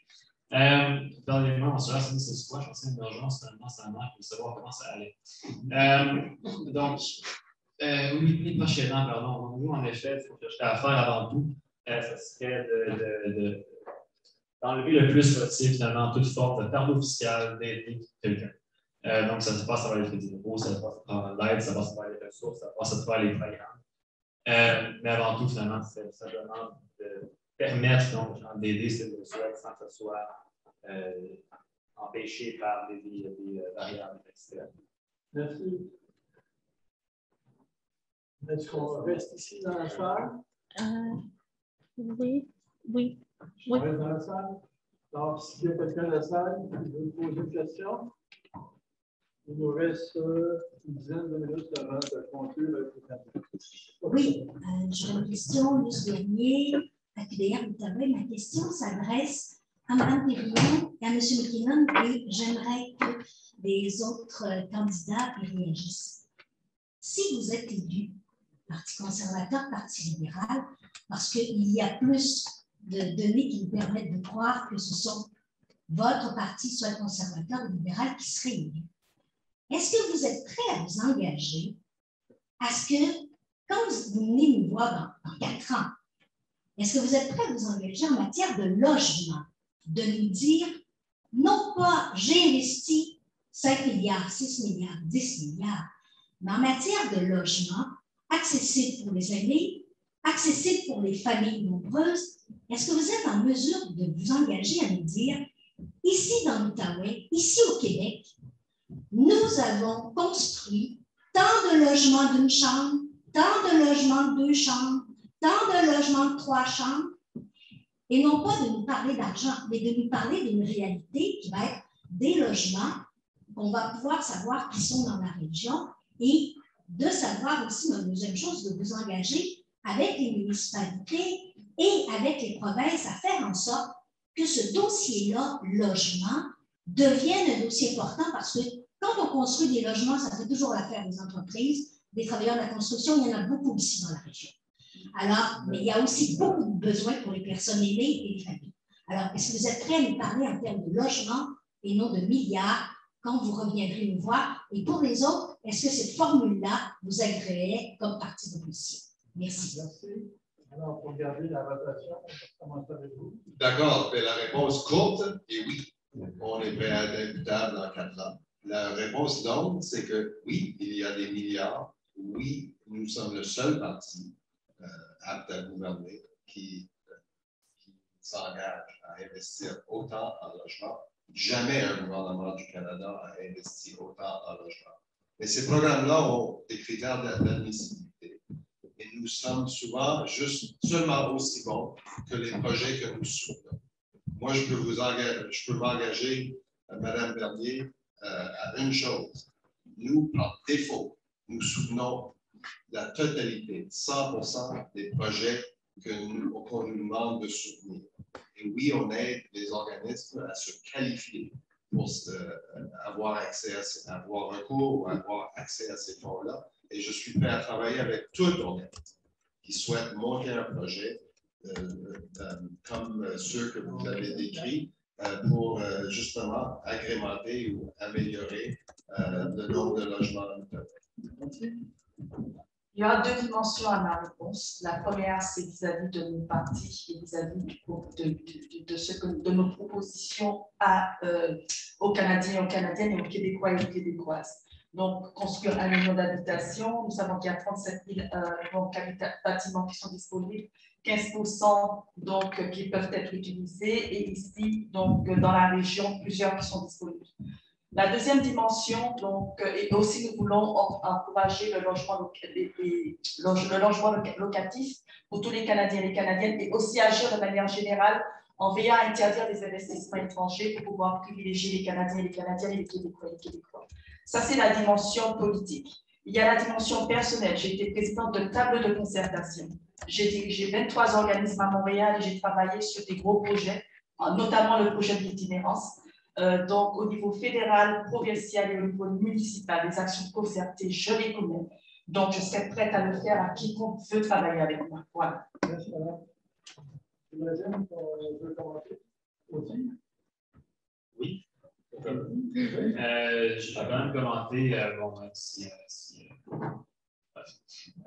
oui, en effet, je pense qu'il faudrait d'ailleurs toujours faire ça, toujours revenir ultérieurement et dire regardez ce que j'ai fait en termes d'actifs ou en termes monétaires, parce que lancer un chèque blanc de 10 milliards et dire bon, regardez ce que j'ai fait, généralement, ça n'a pas grand-chose. Je prends l'exemple de Gatineau. Dans 4 ans, j'aimerais qu'on puisse dire, peu importe quel gouvernement, on puisse dire ce sujet de technologie a été réabordé. J'aimerais ça pouvoir dire le sujet du quartier, des quartiers beaucoup plus denses, le logement abordable, le logement social a été retouché et on fait quelque chose.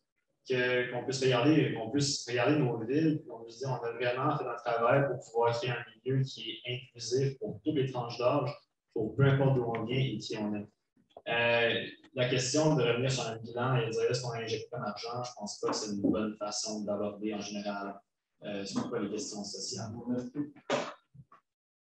On est effectivement demandé de différents chiffres et soyez assurés que si je suis élu député du Bloc québécois d'Argentin de la Vaccination, je vais m'assurer que les projets descendent et que les projets se concrétisent.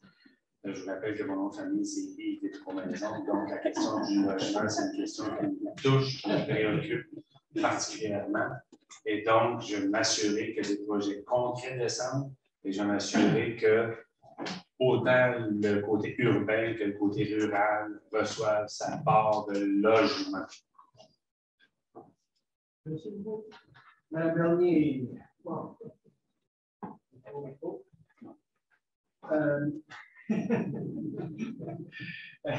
Merci, Madame Bernier. Je me suis rejoint au Parti vert après le flip-flop du gouvernement Trudeau sur la réforme électorale parce que ça m'est devenu clair qu'on ne va jamais combler les gros défis dans ce système électoral qui est en effet bipartisan. Les partis d'établissement, on ne peut pas les croire, ce qu'ils nous disent. Ils nous donnent des chiffres, Donc, nous, en tant que Vert, on veut une approche qui compte sur des niveaux structurels, de faire des affaires différemment. On est toute l'année les demi-mesures. On sait en tant que Vert que notre meilleure chance de reconstruire notre économie et les affaires comme le logement passe par une utilisation concertée de la politique monétaire pour s'attaquer aux déficits qui sont réels, qui empêchent nos gens d'avancer. Ça veut dire les déficits de soins de santé, le déficit d'infrastructure, le déficit d'épargne, le déficit de démocratie. Donc, c'est le temps de responsabiliser les gouvernements et c'est le temps d'élire des représentants des plus petits partis. On a vu que les gouvernements minoritaires livrent pour les gens et la planète dans une manière que les parties d'établissement ne le font pas. Merci beaucoup. C'est vrai qu'on ne peut pas faire plus nos vite avec nos candidats, parce que c'est des modèles. On est exactement à l'heure. Et comme on avait prévu, le premier tour, on faisait l'inverse du premier tour pour conclure. Et on vous donnait, parce que vous performez tellement, qu'une minute de plus. Donc, ça va être 2 minutes en conclusion, si vous voulez. On commence avec M. Lecoq. Mais depuis bientôt 6 ans, nous travaillons avec les acteurs, avec les organismes, avec les aînés directement, pour bonifier, pour faire des progrès mesurables. Nous avons fait une série de propositions fondées, basées sur des analyses et des statistiques qui vont venir d'abord aider les aînés les plus vulnérables et oui, adresser certains des problèmes les plus aigus de notre société, les soins de longue durée, le logement, et on a abordé ces enjeux ici aujourd'hui.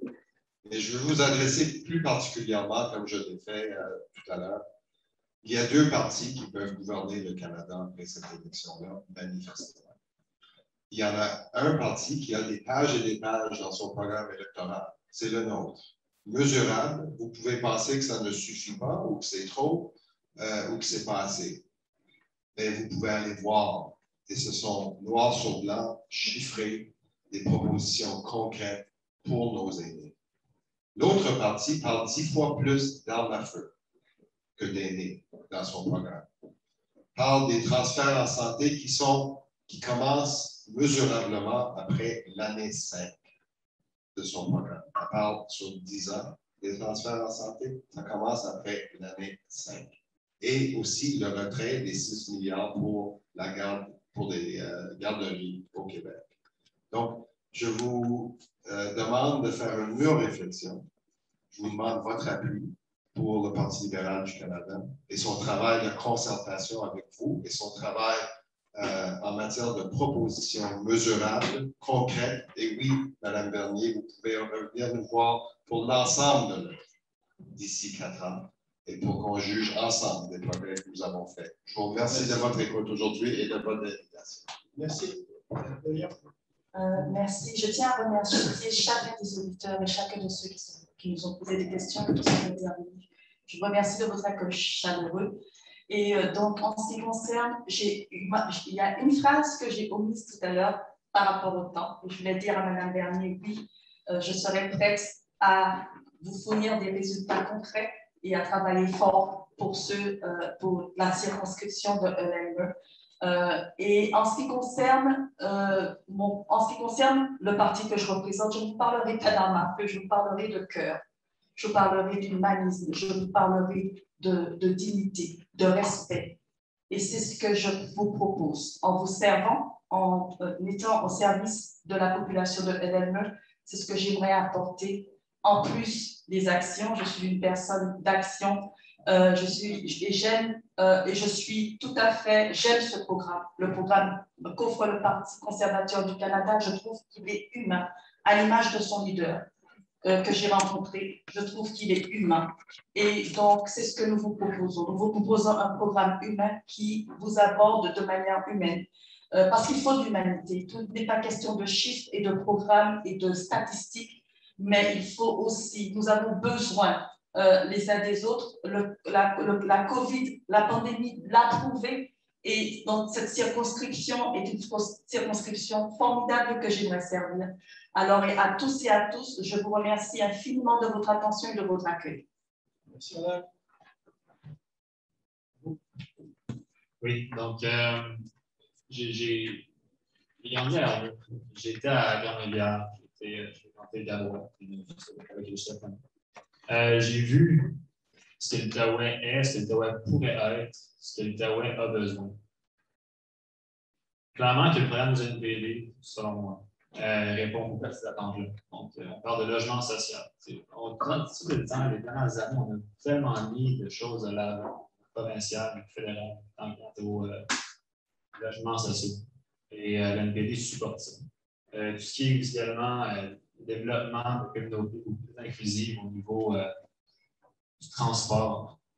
J'aimerais ça pouvoir travailler pour ELNE, pour la circonscription, et vraiment amener les projets vers le sol, donner un impact direct sur le terrain. Parce que je les ai vus, j'ai vu ce que j'ai fait, je suis pas le faire. Merci beaucoup. Merci beaucoup à vos associations respectives de nous avoir permis de débattre aujourd'hui de la question des aînés. C'est mon anniversaire aujourd'hui et je ne peux pas être un meilleur endroit qu'ici pour fêter mon anniversaire.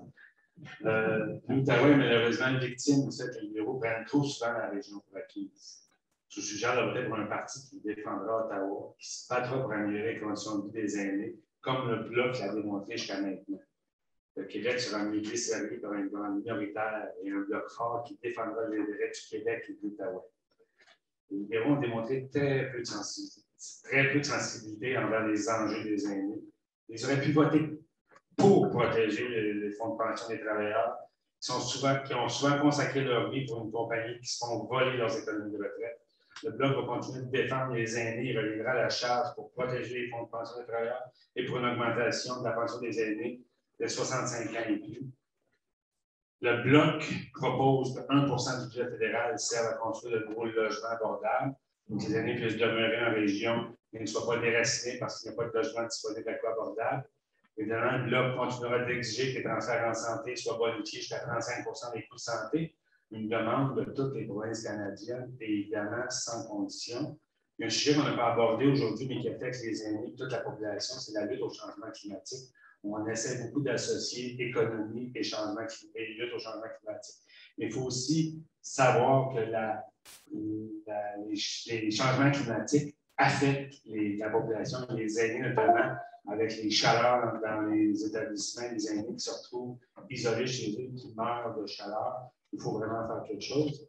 Et s'il y a un désir réel d'aider les aînés plus rapidement, bien, il y aurait légalisé pas de moins vite, puis il aurait aidé les aînés plus rapidement. Merci. Merci. Le dernier intervenant, Là, je comprends ce qui est arrivé. Au début, j'avais préparé 2 minutes d'introduction puis 1 minute de conclusion. Regarde, le Canada a vraiment les ressources nécessaires pour s'assurer que personne ne vive dans la pauvreté sans que ses besoins fondamentaux sont satisfaits. Le marque d'une société progressiste, c'est qu'on soigne les plus vulnérables. Et ça inclut les aînés. La pandémie de COVID a montré que notre filet de sécurité sociale est faible et vulnérable. La pandémie n'a été qu'une simulation des défis à venir.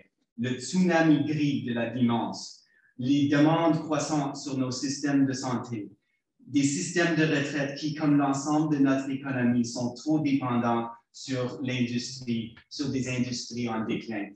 Les effets du changement climatique ne feront qu'accroître la pression sur tous ces systèmes. S'il y a un côté positif à la pandémie de COVID, c'est qu'elle a fait ressortir clairement que nous devons faire davantage pour protéger nos aînés, pour réparer le système de filet de sécurité sociale.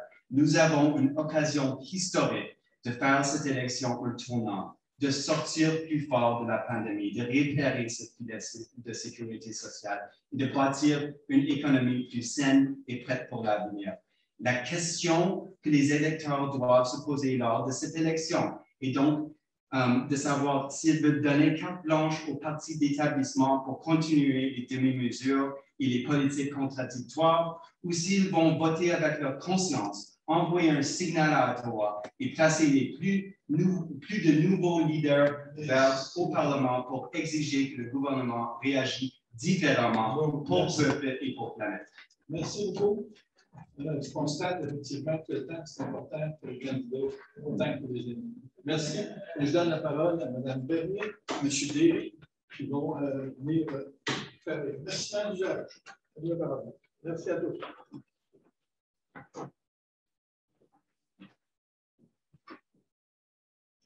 Alors, bonjour, bonjour tout le monde. C'est déjà la fin. Donc, ce fut 2 heures consacrées aux personnes aînées. Notre objectif était de mettre de l'avant les personnes aînées, leurs préoccupations, leurs questionnements. Notre objectif est atteint. Merci à tous les candidats et à tous les participants qui se sont déplacés et qui ont pris le temps de se rejoindre à nous par Zoom.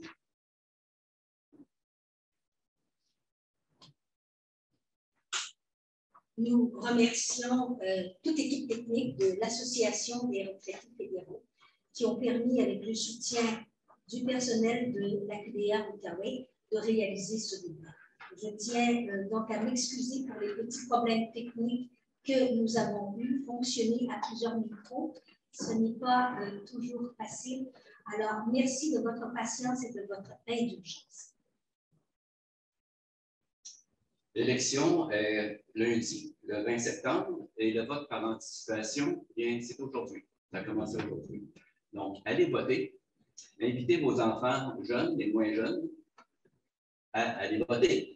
Alors, bonne fin de journée à tous. Merci de votre participation.